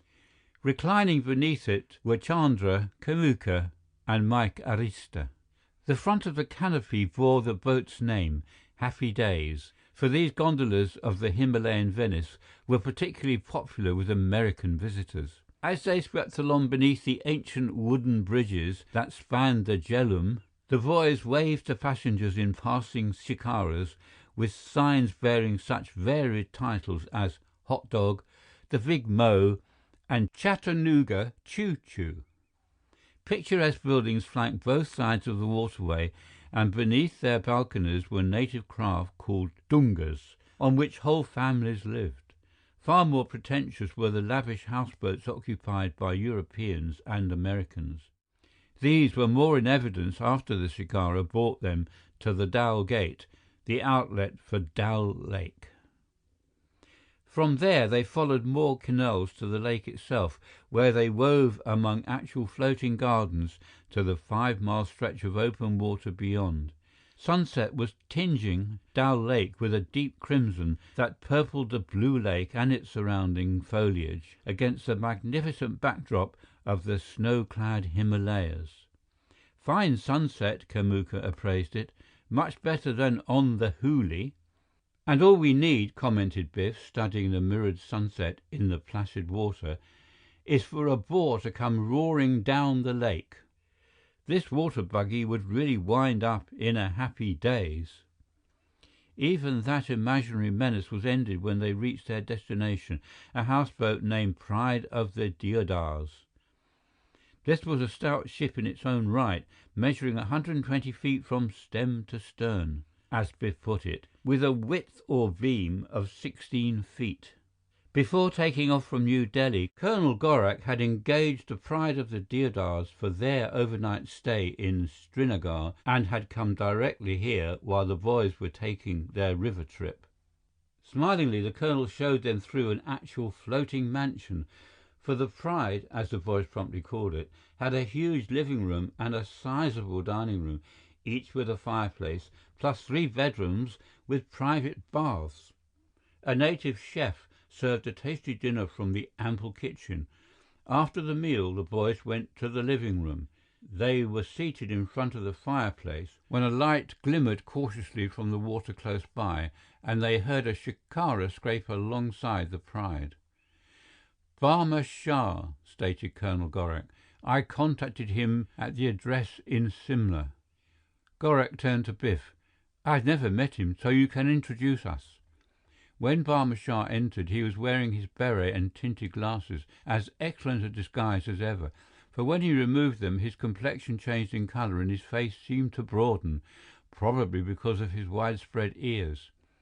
His high forehead and short-clipped hair were deceptive too, for the beret had hidden them well. Colonel Gorak nodded his approval. "I can understand why you have managed to stay under cover," Gorak declared. "I have dozens of reports from men who have contacted you at one time or another." The colonel gestured to an attaché case on the table. "But not one could give me more than a vague description of you." "Unfortunately, most of those who knew me best are gone," returned Barma Shah in a regretful tone. "They were marked for death, as I have been." "I know that," nodded Colonel Gorak. "All of you were in constant danger from all sides when you tried to quell those riots between rival factions, especially in Calcutta." "The danger still is great," declared Barma Shah, "and that is why I show myself so seldom. During the past year or more, only 2 men really met me face to face, so far as learning my identity. One was Diwan Chand, and the other, Thomas Brewster. Recently, of course," he gestured towards Biff and his companions, "I told these boys who I was, because once I was clear of Calcutta, I felt the need for secrecy was gone. So now," Barma Shah finished with a bow, "we meet at last, Colonel Gorak." "And the meeting is a timely one," returned Gorak, "because you are the man who can help us most." The colonel spread out a large map of Kashmir on the table, ran his finger from Srinagar eastward to Leh, the principal city of Ladakh. Then he inched it, zigzag fashion, towards the boundary between India and Tibet, which was marked with a dotted line, indicating its uncertainty. "Charles Keene will meet you in Leh," explained Colonel Gorak, "or at one of your later stopping points. When you reach the vicinity of Chauncey, wherever it may be, you will be contacted and guided to that lost city." Barma Shah looked up, slightly puzzled. "You aren't coming with us, Colonel Gorak?" he asked. "No, this is not a military mission, nor even an official expedition. Mr. Brewster went there on his own and personally promised to deliver the Rajah's ruby to the Chauncey Lama, once the gem was found. Since the descendants of the Rajah were supposed to deliver it to the successor of the Lama, tradition demands that Mr. Brewster's promise be fulfilled by his son. Again, in keeping with tradition, the boy should be accompanied by someone close of kin, so we have chosen his Uncle Charles for that purpose. And since you, Barma Shah, played the vital part in recovering the lost ruby, you are entitled to go along as its temporary guardian." As Colonel Gorak finished, Barma Shah smiled. "You should have picked Diwan Chand for my job," he said. "But as for going along, I don't think Diwan Chand would have, so I guess I'll have to do." "You will do very well. Any more questions?" "Just one, Colonel. What about the Chauncey Lama? Have you any reports on him?" "Nearly 20 years ago," stated Colonel Gorak, "the Chauncey Lama visited Leh and received a tremendous ovation. He was then a man in his early 30s and impressed all who met him with his great vigor and his keen mind. In the years since, the Chauncey Lama has preserved the balance of the border. He has refused to listen to the demands of dictators who have tried to curb his power. They are unable to oust him because they cannot find him." "And all the while his influence has increased?" Barma Shah inquired. "Yes. Today the Chauncey Lama is regarded as one of the wisest men in the East and, without a doubt, the most mysterious. No one has seen him since that time in Leh, but he has been heard from often, and his well-weighed decisions have increased his fame." Now in his early 50s, he is probably at the peak of his career. That is, if llamas have careers. When one dies, his spirit is supposed to be reincarnated in an infant born at that same time, who then continues on as a living Buddha. Biff and the other boys wanted to hear more on that intriguing subject, but Barma Shah asked, "Will anyone block us between Leh and Chauncey?" "One man will if he can," returned Gorak grimly. "That is Bela Kron, who heads the international spy ring. Have you ever run across him here in India?" "No, but I would like to." Barma Shah gritted his teeth and clenched his fists. "I would repay him in kind for the way he tortured some of my friends." "I know." Colonel Gorak tapped the attaché case significantly. "The reports are all in here. But would you recognize Bela Kron if you saw him?" "No, because I could not possibly have met him. Brewster may have, around those mines in Bildapur, but Bela Kron would have been very wary any time he came to Calcutta." That ended the conference for the evening. Tingling with excitement, the boys found it difficult to go to sleep, even in the luxurious houseboat. When they finally did drop off, the night seemed very short indeed, for Colonel Gorak woke them early for their morning flight to Leh. The 500-mile trip was interesting, for below the boys saw samples of the rugged terrain that they would have to cover later on. The nearest thing to a road was a crude trail that led through mountain passes 12,000 feet in altitude, where the plane flew low between the hemming Himalaya ranges. There were occasional squatty villages and Buddhist monasteries perched high upon the mountainsides. These gave an idea of what Chauncey would be like if they ever found the place. The immediate objective was Leh, and it proved interesting when they landed there. Though a town of only a few thousand inhabitants, its bazaars showed a mingling of many races, including tribes in outlandish costumes, for this was the trade center where goods came in from Tibet by caravan. Biff and his companions found the equipment ready and the arrangements all made for their trek to the border, but Charles Keene and his Cessna had not yet arrived. For 2 full days they waited, with the strain continually increasing. The only news was a roundabout report from Kathmandu stating that the Cessna had put down there and then resumed its flight on the very day that Biff and his companions had flown from New Delhi up to Srinagar. On the 3rd day, Colonel Gorak, who had come along this far, decided that the caravan must start. Barma Shah agreed. "There is still a chance that your uncle's plane made a safe landing," Gorak told Biff, "but by now he will suppose that you have left Leh, so there is no need of staying here." "In fact, it would be a mistake," declared Barma Shah, "for your uncle has our schedule and may be expecting us at one of the stopping posts. We are already a day late, but the first 2 stages are short, so we can make them in a single day." Paced by plodding, heavily laden yaks, they made the required distance by nightfall. Their course was towards the glistening mountains to the south. But the whiteness that worried Biff was not the snow upon the Himalayan summits. The thick clouds surrounding the lower levels were the menace. They filled the passes and the valleys beyond, the only places where the plane could have made a landing. By morning, the clouds were heavier still, and Barma Shah was anxious to make an early start because of the threatening snow. Biff pleaded with him to wait, so they did for another hour, studying the increasing snow clouds.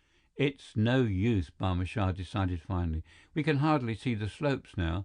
Anyone coming through those passes would have to turn back." Biff nodded hopelessly, but as he took one last look through a pair of field glasses, he was sure he detected motion in the distant haze.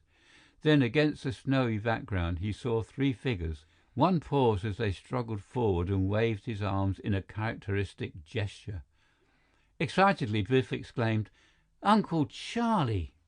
End of chapter 15. Recording by Peter Thomlinson.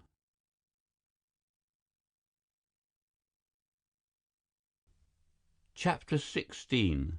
The Bamboo Bridge. Biff and the 3 boys with him started forward on the run to meet Charles Keene and his companions. They soon saw that one of the pair was Li, and since the other was about his size, it only took one guess for Biff to name him. Chubba! But by the time the two groups met, Biff had another name in mind as well. The first words he put were, "Where's Muscles? Wasn't he along with you?" "Muscles is all right," Charles Keene assured him. "We are too, but we had to speed up our pace the last few miles, otherwise we wouldn't have made it. When I get a cup of hot coffee, I'll tell you all about it." Li and Chuba were just too winded to talk at all. When they reached the caravan, Barma Shah decided to delay the start until they had rested. That gave Charles Keene time to tell their story. He related how clouds had enveloped their plane high in the Himalayas. "Rather than hit a mountain," he said, "we chanced a landing in a valley. Fortunately, it was a deep one, and the fog hadn't fully settled. All of a sudden, green fields smacked right up at us. We banged up the plane some, but not too badly. What happened next was the odd part." Charles Keene paused to drink half his cup of coffee in one long, grateful swallow. Meanwhile, Li and Chuba couldn't wait to pick the story up from there. "A lot of natives wearing goatskins came rushing up to the plane," declared Li. "We thought they were going to mob us." "They were shouting, 'Yeti, Yeti,' over and over," put in Chuba. "But before we could find out what they meant, Muscles went after them. You should have seen them run." Charles Keene laid aside his empty cup. "Later, they came creeping back," he said, "and we made friends with them, so we didn't ask what they meant by shouting." He stopped suddenly as Barma Shah made frantic gestures for silence. A Ladakhi porter was standing by, staring with dark, narrowed eyes. Barma Shah told the man to bring some more hot coffee. Then, when he was gone, Barma Shah confided, "Don't mention the word Yeti to these people. You have heard of the giant ape-man of the Himalayas, haven't you? The creature they call the abominable snowman. That's their name for it, Yeti." "I remember now," exclaimed Charles Keene. "I was sure I'd heard the word before, but I thought that yarn was spiked long ago." "Not in these mountains," rejoined Barma Shah. "Here in Ladakh, as well as Kashmir, Sikkim, Bhutan, Nepal, Tibet, and even as far away as Yarkand, the Yeti is very real. The natives will run away if they even think such a creature is around." "And we thought they meant the plane," exclaimed Li. "Yes, because we came down from the sky like a big bird," added Chuba. "Bigger than they ever saw before." "They may have blamed the Yeti for bringing such a monster," commented Barma Shah. "But here comes the porter with the coffee, so let us avoid the word from now on." "But where is Muscles?" queried Biff. "Back in the valley, looking after the plane," explained his uncle. "Some of the tribesmen, Sherpas they call themselves, guided us over the mountain pass and then returned to their valley. We miscalculated slightly or we would have been here sooner." Despite the delay, the caravan completed its next stage ahead of the impending snowstorm. The patient yaks, creatures that resemble both the ox and the American buffalo, with long hair like the fleece of a sheep, responded to continued prodding as though they recognized the need for hurry. Tix, the chief porter and head yak driver, had a comment on that score. "Listen and you hear yak grunt," he told the boys. "That means two things." "And what are those?" asked Biff. "One thing, yak like what happened, yes. Other thing, yak do not like what happened, no." "And how," queried Mike, "do you tell the grunts apart?" "No way to tell," replied Tix. "Yak grunt the same exactly, whichever way he feel, but it is important just the same." "And what makes it so important," demanded Li, "if you don't know the difference?" "You do know the difference," returned Tix. "When yak give grunt, he feel one way or other, maybe both. When yak do not give grunt, yak do not care." "But why," asked Chuba, "should yaks feel both good and bad?" "These yaks feel good," explained Tix, "because they know they get to shelter ahead of snow. They feel bad because we make them hurry, so they say both things with one grunt.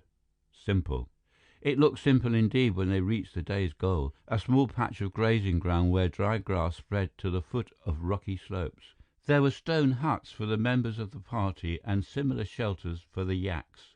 The reason stones had been used in the construction was because there were plenty of them lying around, and nothing else.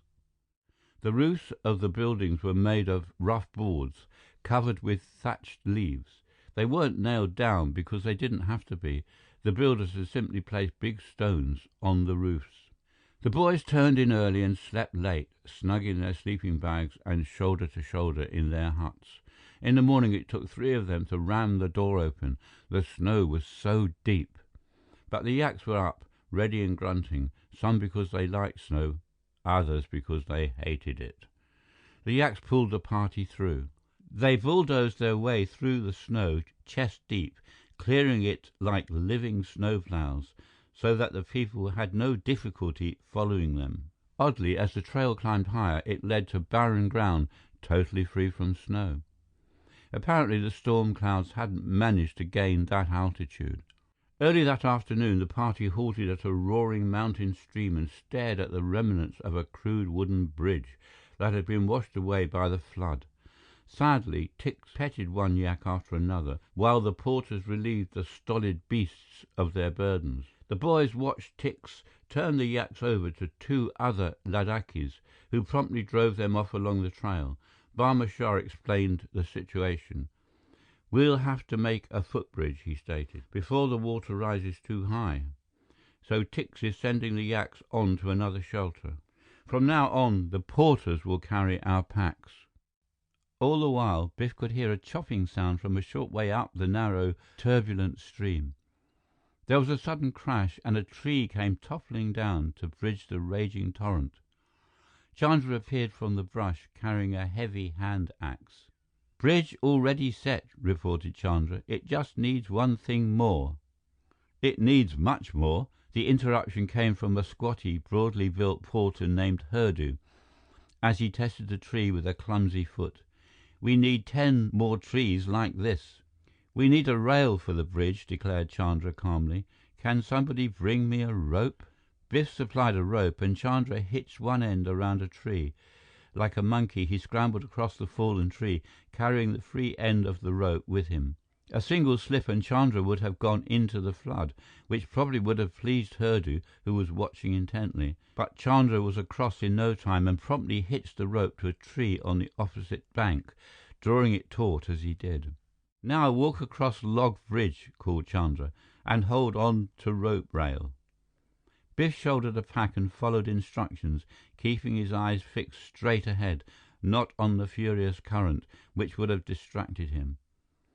With one hand on the rope, it was simple to steady himself while he advanced one foot, then the other. A dozen steps and he was over. Now the other boys were following his example. That was all the porters needed. They hoisted their full burdens, 80 pounds to a man, and stalked across Chandra's simple bridge in regular procession. Charles Keene and Barma Shah followed, as did Tix and Hurdu, though the last 2 exchanged glares before they started and after they had crossed. Now that the yaks had gone their way, a dispute appeared to be in the making as to who was the chief guide of the party. Both Tix and Hurdu wanted that honor. The narrow path made a steep ascent up the side of a high cliff, and before the porters were out of sight of Chandra's crude bridge, they saw the surging stream carry it away. Time had been the all-important factor where that crossing was concerned. But an hour later, the party came to something much more formidable. The trail swung along the fringe of a tremendous, steep-walled gorge, 1,000 feet in depth and 100 or more across. Down below, a river thundered like a hungry dragon, ready to devour any human prey. Chandra was pleased to see that this chasm was already bridged, for he could have done nothing with his hand axe. The bridge was of a suspension type, so crude and flimsy of construction that it seemed to hover in mid-air. Yet it evidently was strong enough, for Barma Shah, who was up in front, started across without hesitation. Tix and Hurdu were close behind him, followed by the long procession of porters with their heavy packs. As Biff paused to look for the other boys, he found Chuba close beside him. As usual, Chuba had a saying to fit the situation. "Tix and Hurdu agree on something at last," declared Chuba. "Wise man never argue when it prove another man right." "You've got something there," laughed Biff, as he watched Tix and Hurdu practically crowd each other across the bridge. Neither could afford to hesitate, or he'd be admitting that the other was boss. "From the look of that bridge," observed Li, "both were lucky to get across. The same goes for us, if we make it." Considering that the bridge cables were composed of twisted strands of bamboo and rattan, with hanging vines dangling like ropes to support the roadway, Li had a point. But the other boys didn't agree. They had seen and crossed many such primitive bridges. Chubba in Burma, Chandra in India, Kamuka in Brazil, and Mike in Mexico. Though the porters crossed at a safe distance apart, they didn't begin to tax the bridge to its capacity. That was proven when the boys reached the bridge and saw that its runway, fashioned from strips of bamboo laid crosswise, was wide enough to drive a yak across. As the boys crossed the bridge two abreast, Biff spoke to Chandra, who was beside him. "Now I see why Hurdu wanted to chop down more trees back at the little stream. We could have brought the yaks along. Why wasn't Tix in favor of that?" "I saw Tix pet the yaks and say goodbye," returned Chandra. "He made grunts like yak, saying he was both glad and sorry. Sorry because the yaks had to go, glad because it gave jobs to porters instead." "You're right," exclaimed Biff. "Colonel Gorak said the bearers were not to receive full pay until they actually took over."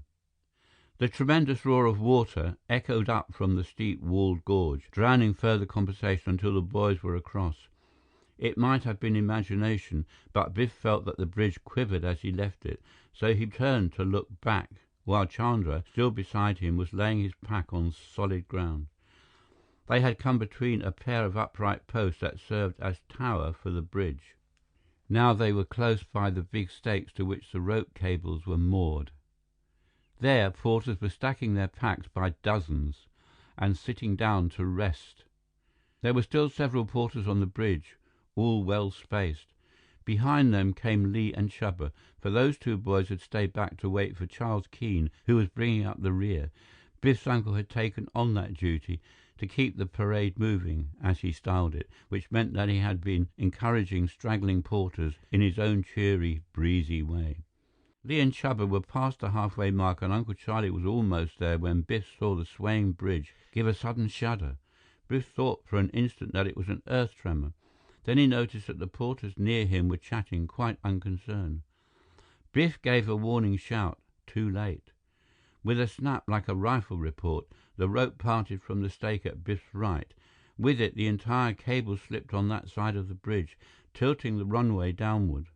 In a single second, Charles Keene, Li, Chubba, and a pair of porters were sprawling on the slippery bamboo slats, which had suddenly become a chute to certain doom in the abyss below. End of chapter 16. Recording by Peter Thomlinson.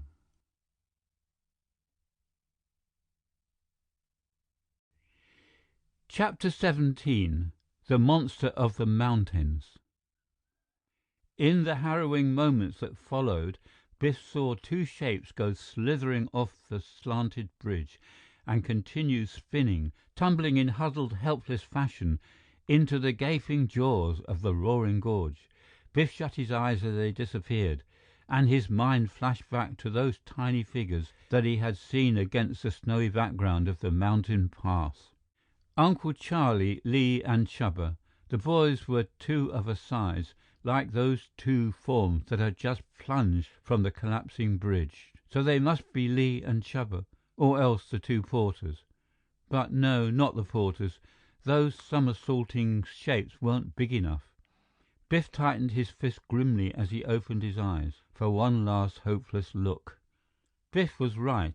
It wasn't the porters. At the first warning quiver of the bridge, they had dropped their heavy burdens and made a desperate dive for safety. Nearly across, first one, then the other, had managed to grab the high edge of the canted runway and scramble to the ground beyond. But as Biff looked past them, his eyes opened really wide. It wasn't Li or Chubba either. Both boys were still there, near the center of the bridge, with Uncle Charlie. The moment the bridge had tilted one way and they had felt themselves sliding with it, all three had made a frantic grab in the other direction. Instinctively, they had gripped the upper side of the slender grass ropes that supported it. They were still hanging on. What Biff had seen tumble into the gorge were the bulky packs that the porters had flung aside. Those bulging burdens, when falling, had looked exactly like a pair of huddled humans. Now, Uncle Charlie and the two boys were lightening weight by letting their own packs follow the path of the others. That still didn't guarantee them safety. The whole weight of the bridge was now swaying on a single rope cable. Sooner or later it was sure to snap, then all hope of rescue would be gone. Now, chunks of the runway were breaking loose from the dangling ropes, which no longer bore their proportionate shares of the weight. That produced a new dilemma. It was impossible for Uncle Charlie, Li, and Chobber to work their way along that upper edge because of the gaps. They would have to reach the one remaining cable, climb it to the top of the tower post, and come down to the ground. Li and Chubba might manage it, but not Charles Keene with all his weight. Chandra had the answer. He had brought along the rope from his log bridge. He tossed one end to Biff, saying, "Hang on tight." Then, carrying the other end, Chandra scrambled up the lone cable and practically slid from the post top out to where Li and Chubba clung. There, Chandra, Li, and Chubba tied their rope end to the cable, while Biff, Mike, and Kamuka hauled the rope taut and hitched the other end around the tower post. That filled the gaps along the level route to safety. Chandra went first, pausing to tie dangling liana strands to the new rope to keep it from sagging. Li and Chubba followed, stopping to wait for Charles Keene even when he twisted one arm in the rope and waved them on with his other hand. If Biff's uncle tired, they hoped to help him, but what Uncle Charlie lacked in agility, he made up for in endurance. After minutes that proved long and nerve-wracking for Biff and his watching companions, the other boys reached solid ground with Charles Keene right behind them. A moment later, Biff and the rest were swarming around Uncle Charlie and congratulating him, while Barma Shah spoke approvingly.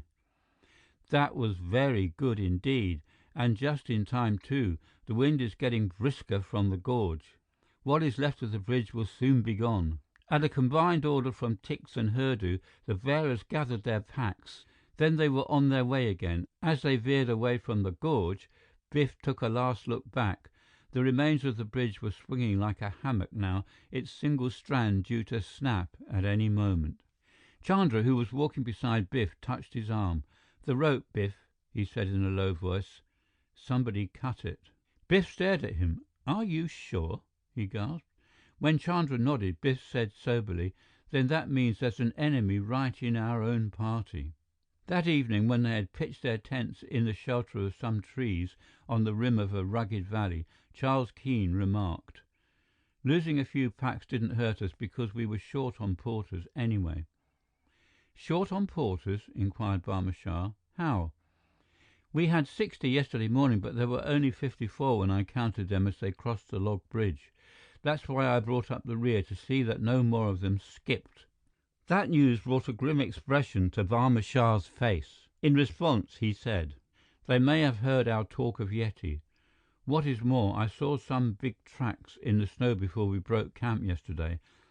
I obliterated them, but perhaps some of the porters saw them first." That night it snowed again, though only lightly. In the morning, Biff awoke to hear the camp babbling with excitement. He crawled from his sleeping bag and emerged from the tent, where he promptly ran into Chandra, who told him, "Yeti tracks again. Hurdu found them on the hill." Biff joined Charles Keene and Barma Shah up near some barren rocks. The tracks were much larger than a man's foot, but clumsy and roughly formed. They led in from the rocks, then back again, as though some creature had come down from the craggy hill toward the camp, only to return to its lair.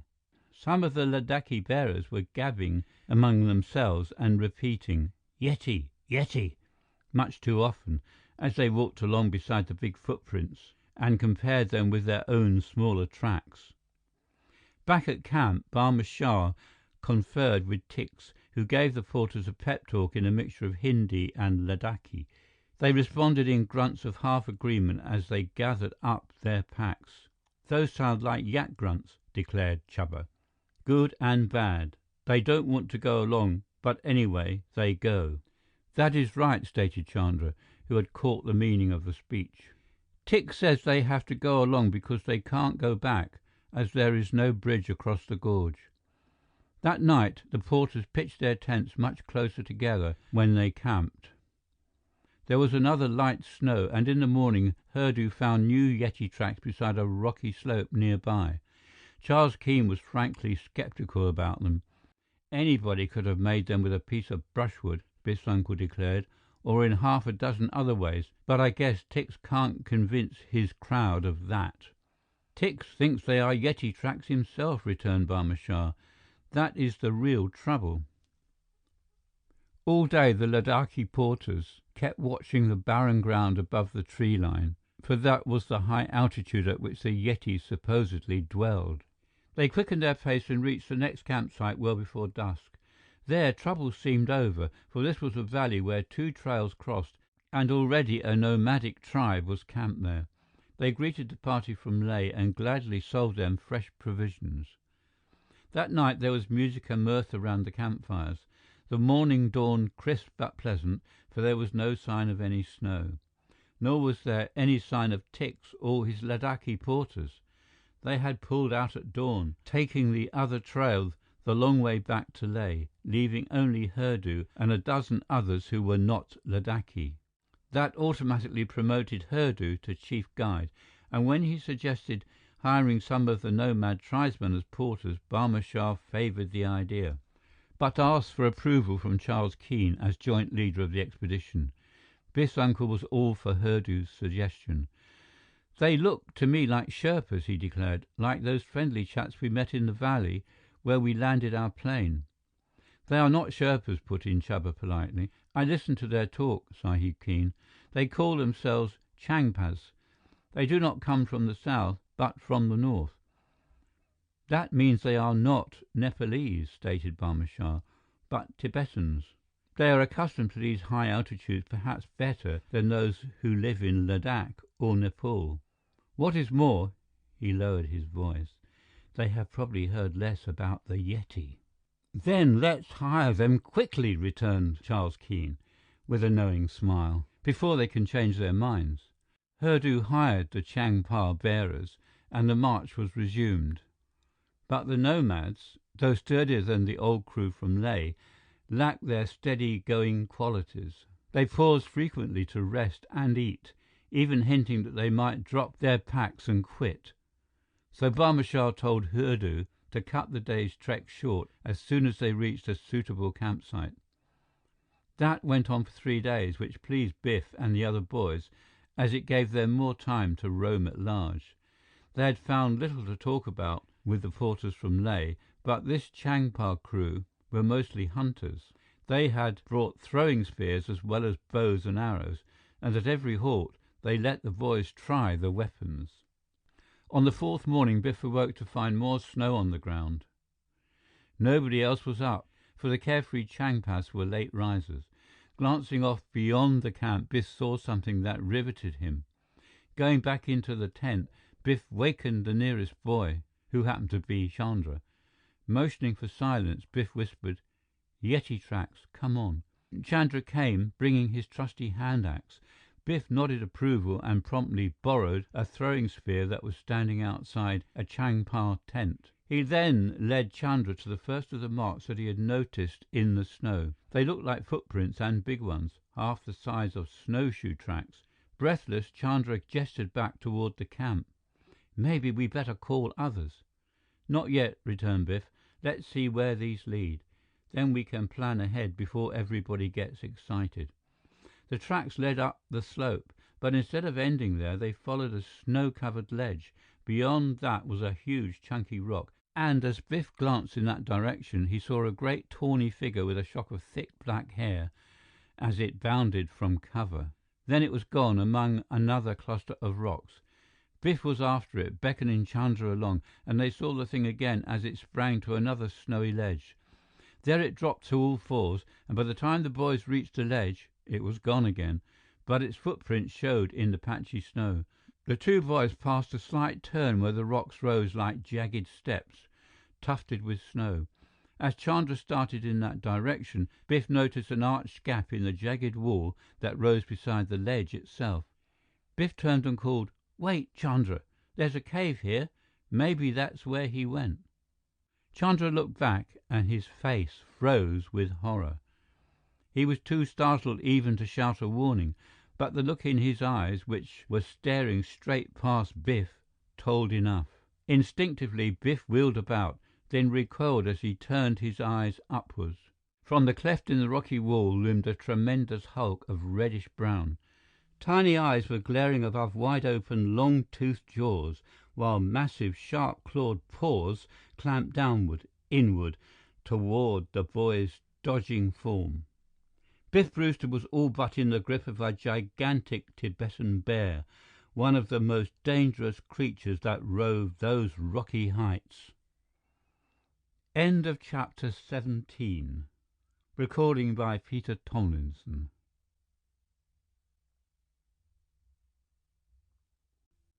Chapter 18. The Frozen Waterfall.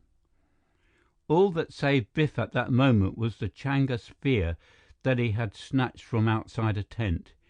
He had the weapon in his hand, and as he dodged, he jabbed the spear point at the creature from the cave. It was puny compared to the bear's bulk, but it bothered the big beast. Clumsily, the bear batted aside the jabs, and that diverted its action. Biff now had time to dive away.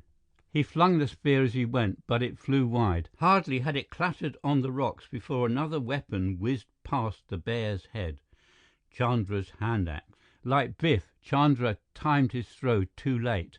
The bear was already dropping on all fours, about to lope after Biff. Biff saw that in a glance and began thinking fast. Bears, though clumsy, could move swiftly and would attack if angered, which this one evidently was. Tibetan bears were death on yaks and sheep. That Biff had also heard. Maybe they'd keep coming after them on ledges like this, so there was no use acting like a sheep or a yak. Biff halted suddenly and flattened himself against the rocky wall, ready to reverse direction if the bear came bounding past. On the contrary, if it reared, Biff intended to be off again, and while waiting that moment of decision, he took a quick look down toward the campsite. That proved smart indeed. Instead of the area being all but deserted with everyone asleep, it literally teemed with action. Uncle Charlie and Barma Shah were coming up the slope armed with rifles, and followed by half a dozen Changpa tribesmen, all with bows and arrows. All the other boys were coming too, apparently shouting as loudly as they could, but the wind was against them, which was why Biff hadn't heard them. They were gesturing, though, and that he understood. Wildly, all were waving for him to keep going along the ledge. That Biff would have done anyway, for just now the bear had arrived and was rearing for another lunge. So Biff took off again, hoping that the ledge would lead somewhere. That wasn't necessary. From behind him came the ping of bullets as they hit the ledge, followed by the boom of the actual gunshots from below. Biff darted another quick look and saw arrows coming down from the sky, with the rearing bear as their target. The bear hadn't budged from its last position, except to set itself up for the marksman. Suddenly bristling with arrows, it toppled, rolled sideways and fell from sight over the ledge. Everybody took credit for the kill, which they had a right to do. Uncle Charlie had fired half a dozen shots and was sure that at least 2 had landed. Barma Shah quietly showed Biff his rifle, which still had a special gadget fitted above the barrel. This time, Barma Shah confided, it was a telescopic sight. I only used the flashlight beam at night. As for the Changpa marksmen, there were 6 of them, and there were 6 arrows in the dead bear. They knew which arrow was whose, because all had identifying marks. They chattered among themselves, each claiming that his shaft had been the best. They were still at it after their comrades had carved the bear into steaks for the evening dinner at the next campsite. That pleased Barma Shah because nobody was interested in the Yeti tracks anymore. He mentioned this fact to Hurdu, who interpreted it to the Changpas thus: "You see what fools the Ladakhi are? Day after day they see tracks in the snow and think they are Yeti footprints. Instead they are just bear tracks." The big bear followed, hoping people have yaks that bear can kill and eat. Instead, people kill bear and eat it. But people who kill bear are Shangpas, not Ladakhi. When they stopped for a noonday meal, the Changpa bowman was still arguing whose arrow had killed the big bear. While the other boys were watching and quietly getting a wallop out of the pantomime, Chandra drew Biff aside and asked, "Who do you think really killed the bear?" "Uncle Charlie fired a lot of shots," replied Biff, "and he may have made some hits. After all, we didn't dig the bullets out of the carcass. But I know, and you know, that Barma Shah is a terrific marksman." "This is true," interposed Chandra, "but Barma Shah did not kill the bear. The Yeti did." Biff stared, amazed. "We saw a Yeti," said Chandra, "didn't we?" "We saw something go hopping up to the ledge," conceded Biff. "But when we got there, out popped the big bear." "From the cave, yes, but I saw Yeti keep going up by rocks above." "So you said, Chandra, but are you sure?" "Sure, I am sure. Because the number one shot that killed the bear, it came from up there. Afterward, there was much shooting, but first the bear had gone like this." Chandra gave a perfect imitation of the way the bear had stiffened on the cliff, so Biff decided not to argue it. "You may be right," he told Chandra, "but let's keep it to ourselves. The Yeti is supposed to be right smart, maybe more man than ape, but to class him as an expert rifleman, well, people just wouldn't go for it. You go for it, Biff?" "I might go for anything, Chandra." Biff let it go at that because his own recollections of what had happened on the ledge were somewhat confused, so he could allow for a few mistakes on Chandra's part. Besides, there was more important things to think about. The most important of all was brought up in an odd way when they pitched camp late that same afternoon. Biff heard Li and Kamuka begin one of their old arguments, while the other boys gleefully listened in. "Well, Kamuka," commented Li in an indulgent tone, "now that you're high in the Himalayas, how do the Andes stack up?" "Still bigger," returned Kamuka.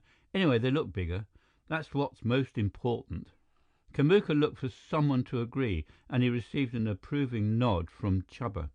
"But there are things here that you won't find in the Andes," Li went on. "For instance," he caught himself when Biff gave him a warning glance. Instead of mentioning Yetis, Li made a quick switch. "For instance, we have llamas. You don't have people like that in the Andes." "Sure we do," rejoined Kamuka, "only they don't look like people. They look like yaks." That brought a laugh from Biff, in which Mike joined. Chandra and Chuba were still puzzled, so Biff explained. "Li means a llama, spelled with one L, like Li. The llamas are important people. We are on our way to see one now. But Kamuka is talking about llamas, spelled with a double L. They are animals that carry packs in the Andes, as yaks do here." Biff left it to Mike to go into further details on the subject, while he went over to talk to Uncle Charlie and Barma Shah. Biff put a simple question. "How are we going to find Chauncey?" Biff asked them. "When will we hear from the Grand Lama, the wisest man in the East?" "I don't know," began Barma Shah, "unless—" His eyes narrowed as he spoke. He was looking off towards the nearest mountain pass, and Biff, following his gaze, saw a tiny figure coming toward them at a jog trot. "What is it?" Biff asked anxiously. Not a Yeti?" "No, no." Barma Shah had raised a pair of binoculars and was studying the approaching man. "It is a long ompa, a special kind of runner, who carries messages from one lama to another. A long ompa can keep up that pace all day." "And he may have a message for us?" "Very possibly." The Rangi Long Ompa never slackened speed until he pulled into the camp. There, in some uncanny fashion, he picked out the leaders of the party. But when he approached Barma Shah and Charles Keene, he did not hand them the envelope he carried. Instead, he gave it to Biff. Then, with a faraway stare, the runner started off again, oblivious to everything, including the weather. For despite the freezing temperature, he wore only a simple goatskin and a pair of open sandals. Biff opened the envelope and brought out a sheet of parchment which proved to be a map. He showed it to Uncle Charlie and Barma Shah. Together they studied it in the firelight, for it was now dusk. The map puzzled them completely until Charles Keene declared, "I don't get it. Somebody has drawn what looks like a streak of lightning." "That's it, the place of living thunder," Barma Shah exclaimed. He brought out another map and spread it in the firelight. It showed the whole course that the party had followed. Near the present campsite was a zigzag line, exactly like the one on the parchment, but on a smaller scale. "It is a chasm a mile deep," explained Barma Shah, "but only half that distance across. Nobody has ever gone there because it is supposed to be impassable." He traced a dotted line on the long Ompha's chart. "It must lead to the lost city of Chauncey. No wonder no one has ever found it. We'll start for there tomorrow." They were off to an early start the next morning, and soon were among scenes of grandeur that surpassed any so far encountered. Narrow valleys filled with odd, colorful flowers formed a contrast to the snow-topped peaks that loomed high above. Then abruptly the trail reached the brim of a deep, granite-walled canyon. Nearby was a cluster of trees indicated on the parchment map. A dotted line began from there, so the party moved into the grove. There they were halted by a big rock until the boys probed the underbrush around it and found stone steps leading downward. Soon the whole procession was following a dizzy trail chiseled into the canyon wall. Barma Shah had been right regarding its depth. It was at least a mile and perhaps more. The vast gulch followed a zigzag as shown on the map, and as they steadily descended, the brim of the gorge was totally lost from view due to the narrowing of the walls. Then the zigzag sharpened, and on their own side of the gorge, they saw a fascinating sight. Through an opening in the granite poured what looked like a mammoth waterfall, except that it was utterly motionless. At the bottom, half a mile beneath, was a vast, glassy mass, pockmarked by thousands of huge stones. "An icefall!" exclaimed Charles Keene. "A stream of water, frozen solid, pouring down to a glacier below." As he spoke, they saw a chunk of ice and rock drop from the brink and slide out along the graceful frozen curve until it dropped straight down and struck the glacier.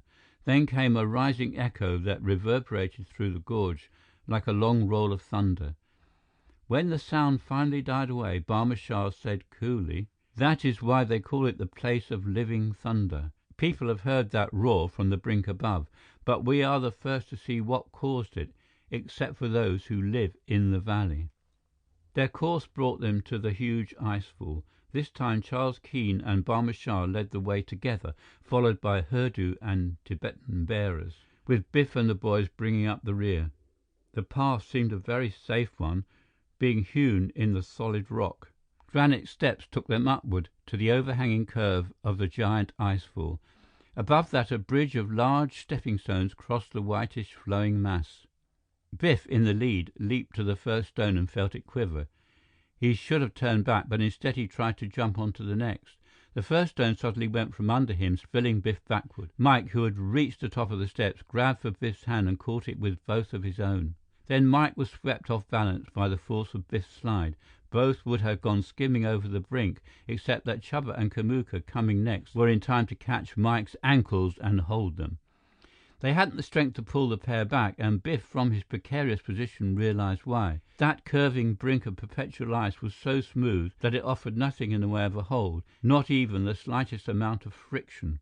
Slowly, surely, the drag would bring all four along, unless someone's hold gave out. In any case, Biff Brewster would be the first to slide out over that fatal curve and plunge the half-mile to the glacier below. End of chapter 18. Recording by Peter Thomlinson.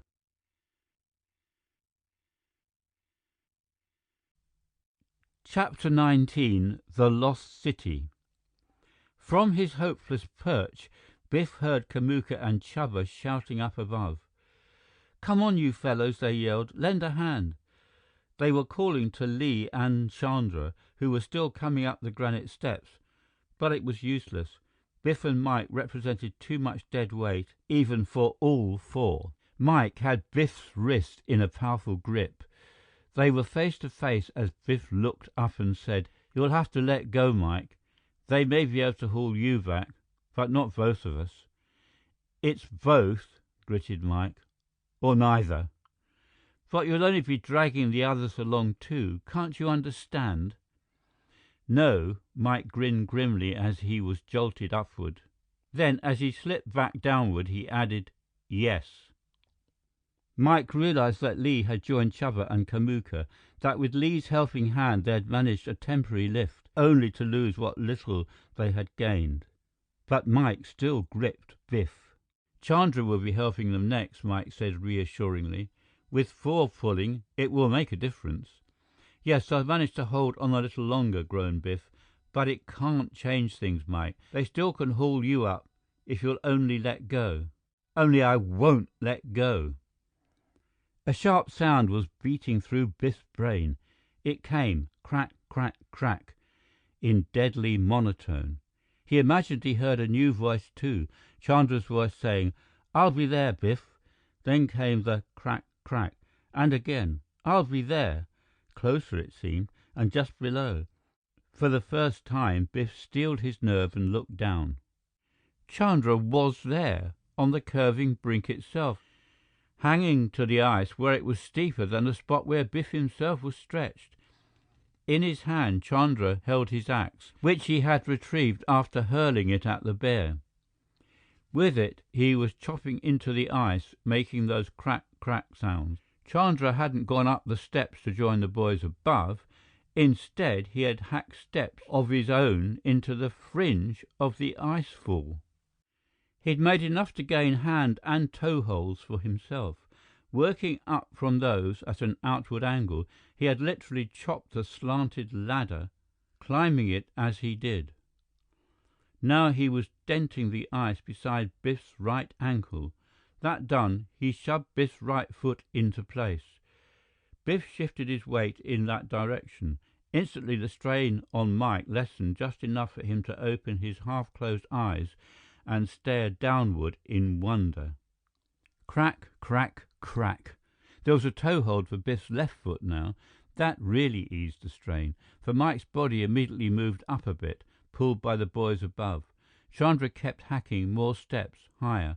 Biff kept climbing the new ones, leaving the old to Chandra, who promptly followed. Then, suddenly, Mike was up to safety, and they were hauling Biff up too, when he gasped, "Wait, I'm bringing Chandra too."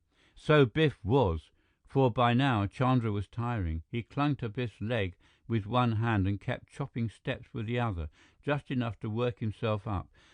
Then hands from above gripped Chandra and he and Biff were hauled up side by side. Kamuka found a board from an old catwalk and used it to bridge the gap across the missing stepping stone. One by one, the boys crossed the frozen stream above the mammoth ice fall.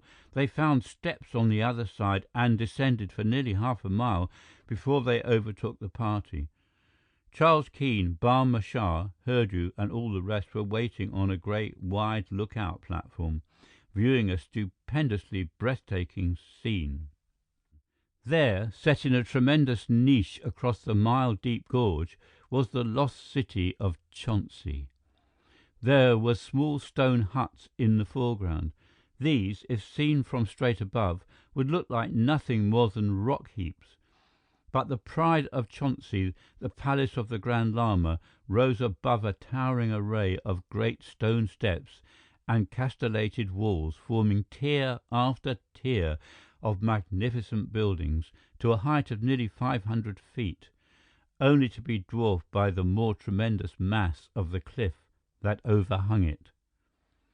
From the top of the great gorge, it would be impossible even to glimpse this hidden wonder of the Himalayas in the massive hollow that had been hewn to contain it. Yet its relation to the gorge was such that sunlight streamed down into this secret setting during a good proportion of the day. Barma Shah summed it up when he stated, "There is an old saying, as long as the Himalayas stand, so will Chauncey. Now I understand its meaning. If that cliff should tumble, the city would fall too." Amazed at the sight of the stupendous citadel, Biff did not tell his Uncle Charlie and Barma Shah about his near plunge from the icefall. Instead, he reminded them of his mission. "The sooner we get over there, the quicker we will find my father." Both men agreed, but Barma Shah added, "You will have to see the Grand Lama first." That was the part that worried Biff most, though he didn't say so. Now that he was practically at his goal, he felt shakier than ever, for the Chomsky Lama now represented power on a vast scale, considering the size of his secret stronghold. The party continued down the granite trail, which zigzagged to the bottom of the canyon, and there crossed a deep but narrow stream on a bridge of simple logs. At the other side they came to a great wall where the gates were being swung wide to receive them. They were ushered in by lesser lamas and other dignitaries, all wearing robes and costumes of an ancient day. With Hurdu and the porters following, they were conducted up outer steps, then deep beneath a portico and up more steps until they reached a magnificently tiled inner courtyard, where they were bowed to rows of benches. An elderly lama approached and gestured to Biff as he said, "You may come." Next, he addressed Charles Keene and Barma Shah. "You too may follow." Then to the boys, "And you next." Pausing, he looked toward the porters and asked, "Any of these?"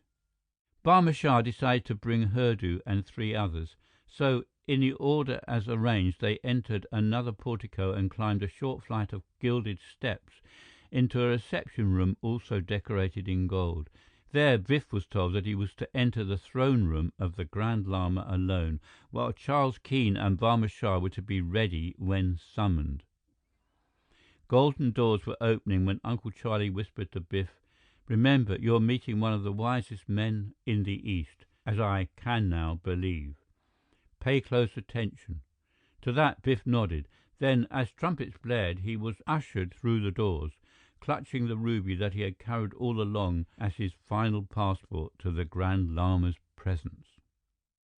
Then Biff reached a throne where a figure in great golden robes and peaked hat awaited him. On each side stood a solemn dignitary, each in similar robes. One asked in a droning tone, "You have brought the light of the Lama?" Then, as Biff solemnly replied, "Yes," the other dignitary ordered, "Give it to the Great One." No promises, no conditions, no mention of Biff's father. Just hand over the ruby and hope for the best. With a bow, Biff produced a magnificent red gem, which was glowing more vividly than ever. He placed it in the Chonsi Lama's outstretched left hand. Then, hoping to ask the obvious question, he looked up at the Great One. Biff gasped despite himself. Instead of viewing the austere visage of a man in his mid-50s, he was looking into the smiling, friendly face of a boy no older than himself. Still weighing the ruby in his left hand, the Chonsi Lama extended his right in greeting as he said, "Thank you, Biff." End of chapter 19. Recording by Peter Thomlinson.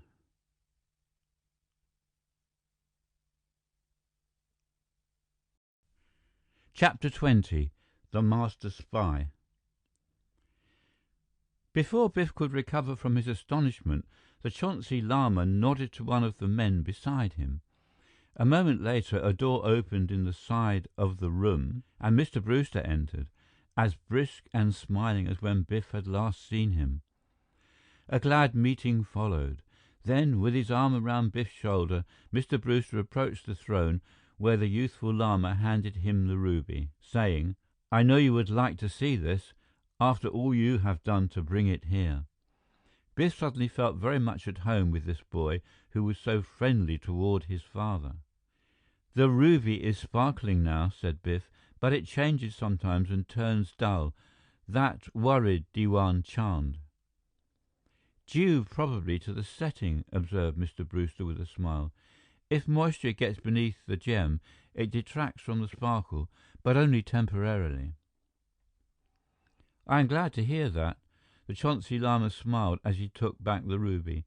"I notice that its glow has lessened, and I do not care for bad omens."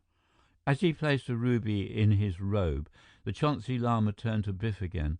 "Your father told me much about you," he said. "That was one reason why I wanted you to bring the ruby, as it was a good way to meet you. But we weren't quite ready to tell the world that I am now the Chauncey Lama. At last we can declare it." He turned to one of the robed dignitaries. "Usher in the others," he ordered.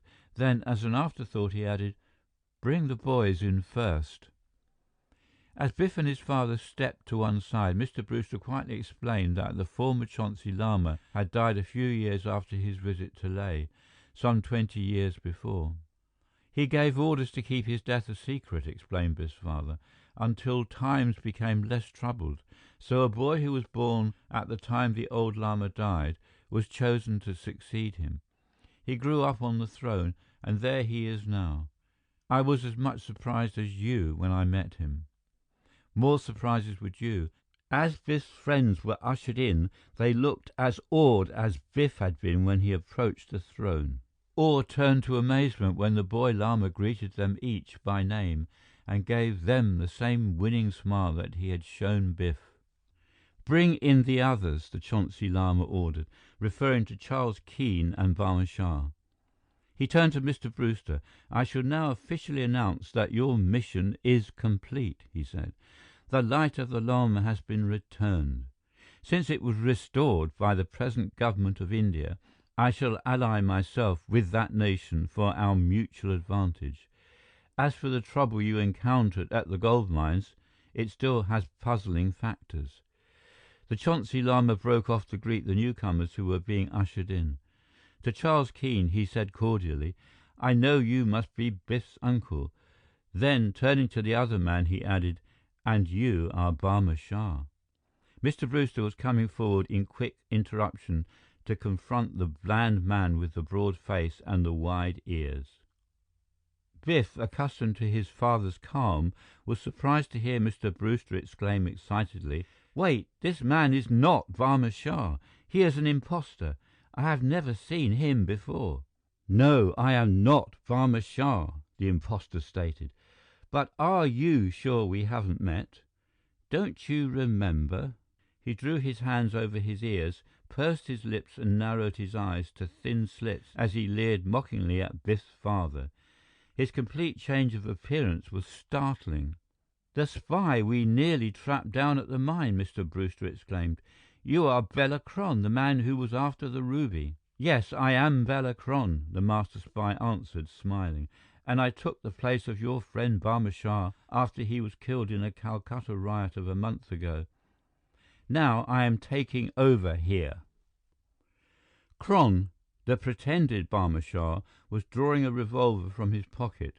He had raised his voice, and it must have carried beyond the golden doors, for they suddenly burst open to admit Hurdu and the 3 men with him.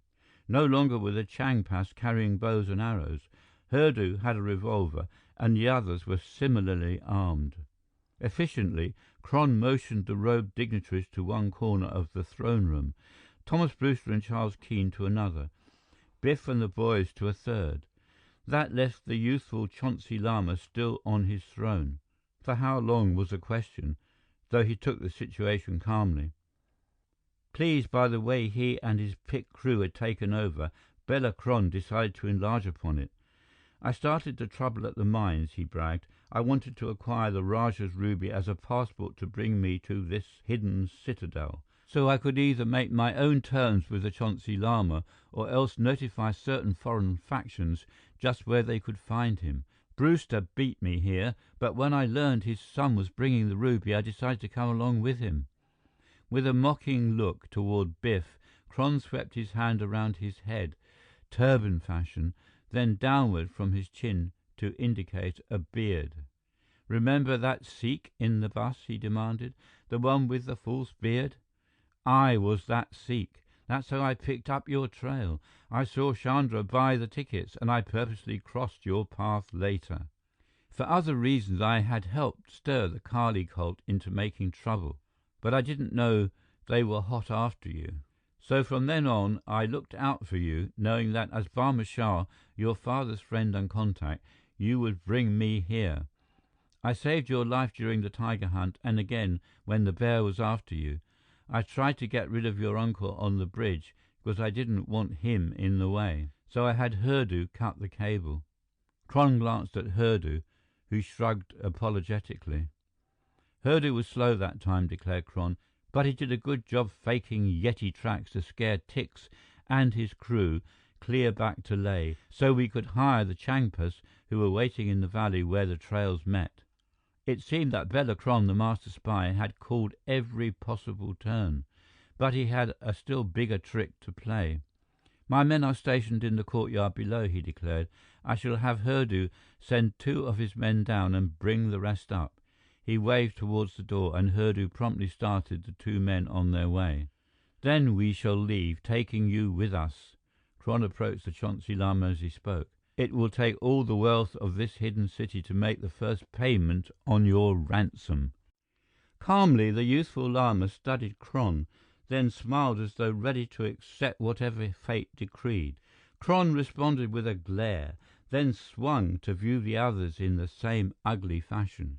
"I'll soon decide what to do with the rest of you," Kron began. "In fact—" He paused as a heavy rap sounded on the golden door. "I'll decide right now, because Hurdu's men are back. Let them in, Hurdu." Hurdu turned and opened the door. As he did, he came flying back as though a tornado had hit him. Hurdu's gun scaled from his hand as he landed hard and flat. The one man still with Hurdu was jumping in to help him, only to be sprawled in the same efficient fashion.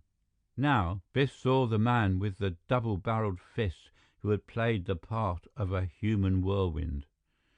Biff raised a shout that the other boys echoed.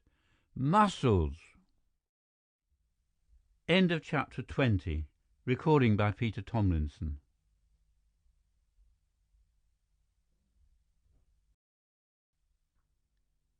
Chapter 21.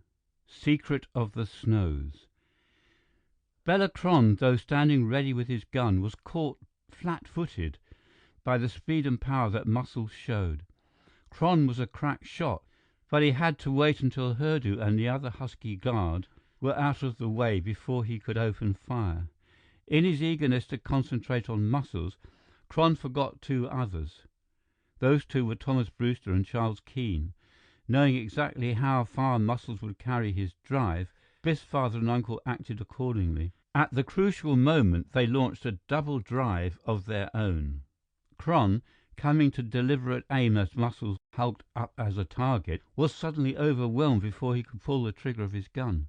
Excitedly, Biff and the other boys were pointing to the outer room, where more figures were appearing, but Muscles motioned for them to be calm. Then, through the doorway, came Tix and half a dozen of his Ladakhi crew. Amiably, Muscles waved them out, saying, "Never mind, boys, you won't be needed." The men from Leh realized suddenly that they were in the presence of the Chonsi Lama, and that in itself accomplished results. Bowing low, they backed out through the golden doors. Gravely, the Chonsi Lama returned their bows until they were gone. Then he turned to Biff and said, "If you introduce your friend Muscles, I will grant him an audience. Then he can tell his story of how he turned the tables." Biff introduced Muscles, who responded characteristically. "Everything's under control," he said, "so I can take time out to talk. It seems like talking is getting to be the best thing I do. Those Sherpas we landed among thought I was what they called a Yeti, but I talked them out of it. Then they were so glad they were ready to do anything I wanted, so I talked them into coming over this way and catching up with the party that was on its way here, just on the chance I might be needed. We tried to take a shortcut, and whom did we run into?" Muscles turned to Biff. "Your whole crew of porters heading back to Leh. When they told me they'd been seeing Yeti tracks, I figured somebody had been faking them." "Somebody was," returned Biff. "Hurdu." The Chonsi Lama was becoming more and more intrigued. He expressed the eagerness felt by all the boys when he suddenly urged, "Go on, Muscles. Tell us more." "Well, Your Honor," Muscles resumed, suddenly impressed by the youthful Lama's robe, "I did some more talking to Tix and his friends. I told them that there weren't any such thing as Yetis. and that having been mistaken for one, I was somebody who should know. So they turned right round and came along with me. Then, to convince them further, I rigged myself up in an old yak hide and wrapped old towels around my shoes so I could scare Hoodoo and his tribe into thinking they were really looking at a yeti and not just footprints. "So you were the thing we saw go bounding up the ledge!" exclaimed Biff. "That's right," said Muscles. "I kept on going, too, clear up beyond a big rock pile." Chandra turned to Biff. "You see, I was right." "It was dark when I started out," continued Muscles, "so I brought a rifle with me. I'd left it behind the rock pile, and when I saw you tangling with that big bear, I up and clipped him, first shot. There was other shooting coming from down your way, so I had my chance to clear out, and did."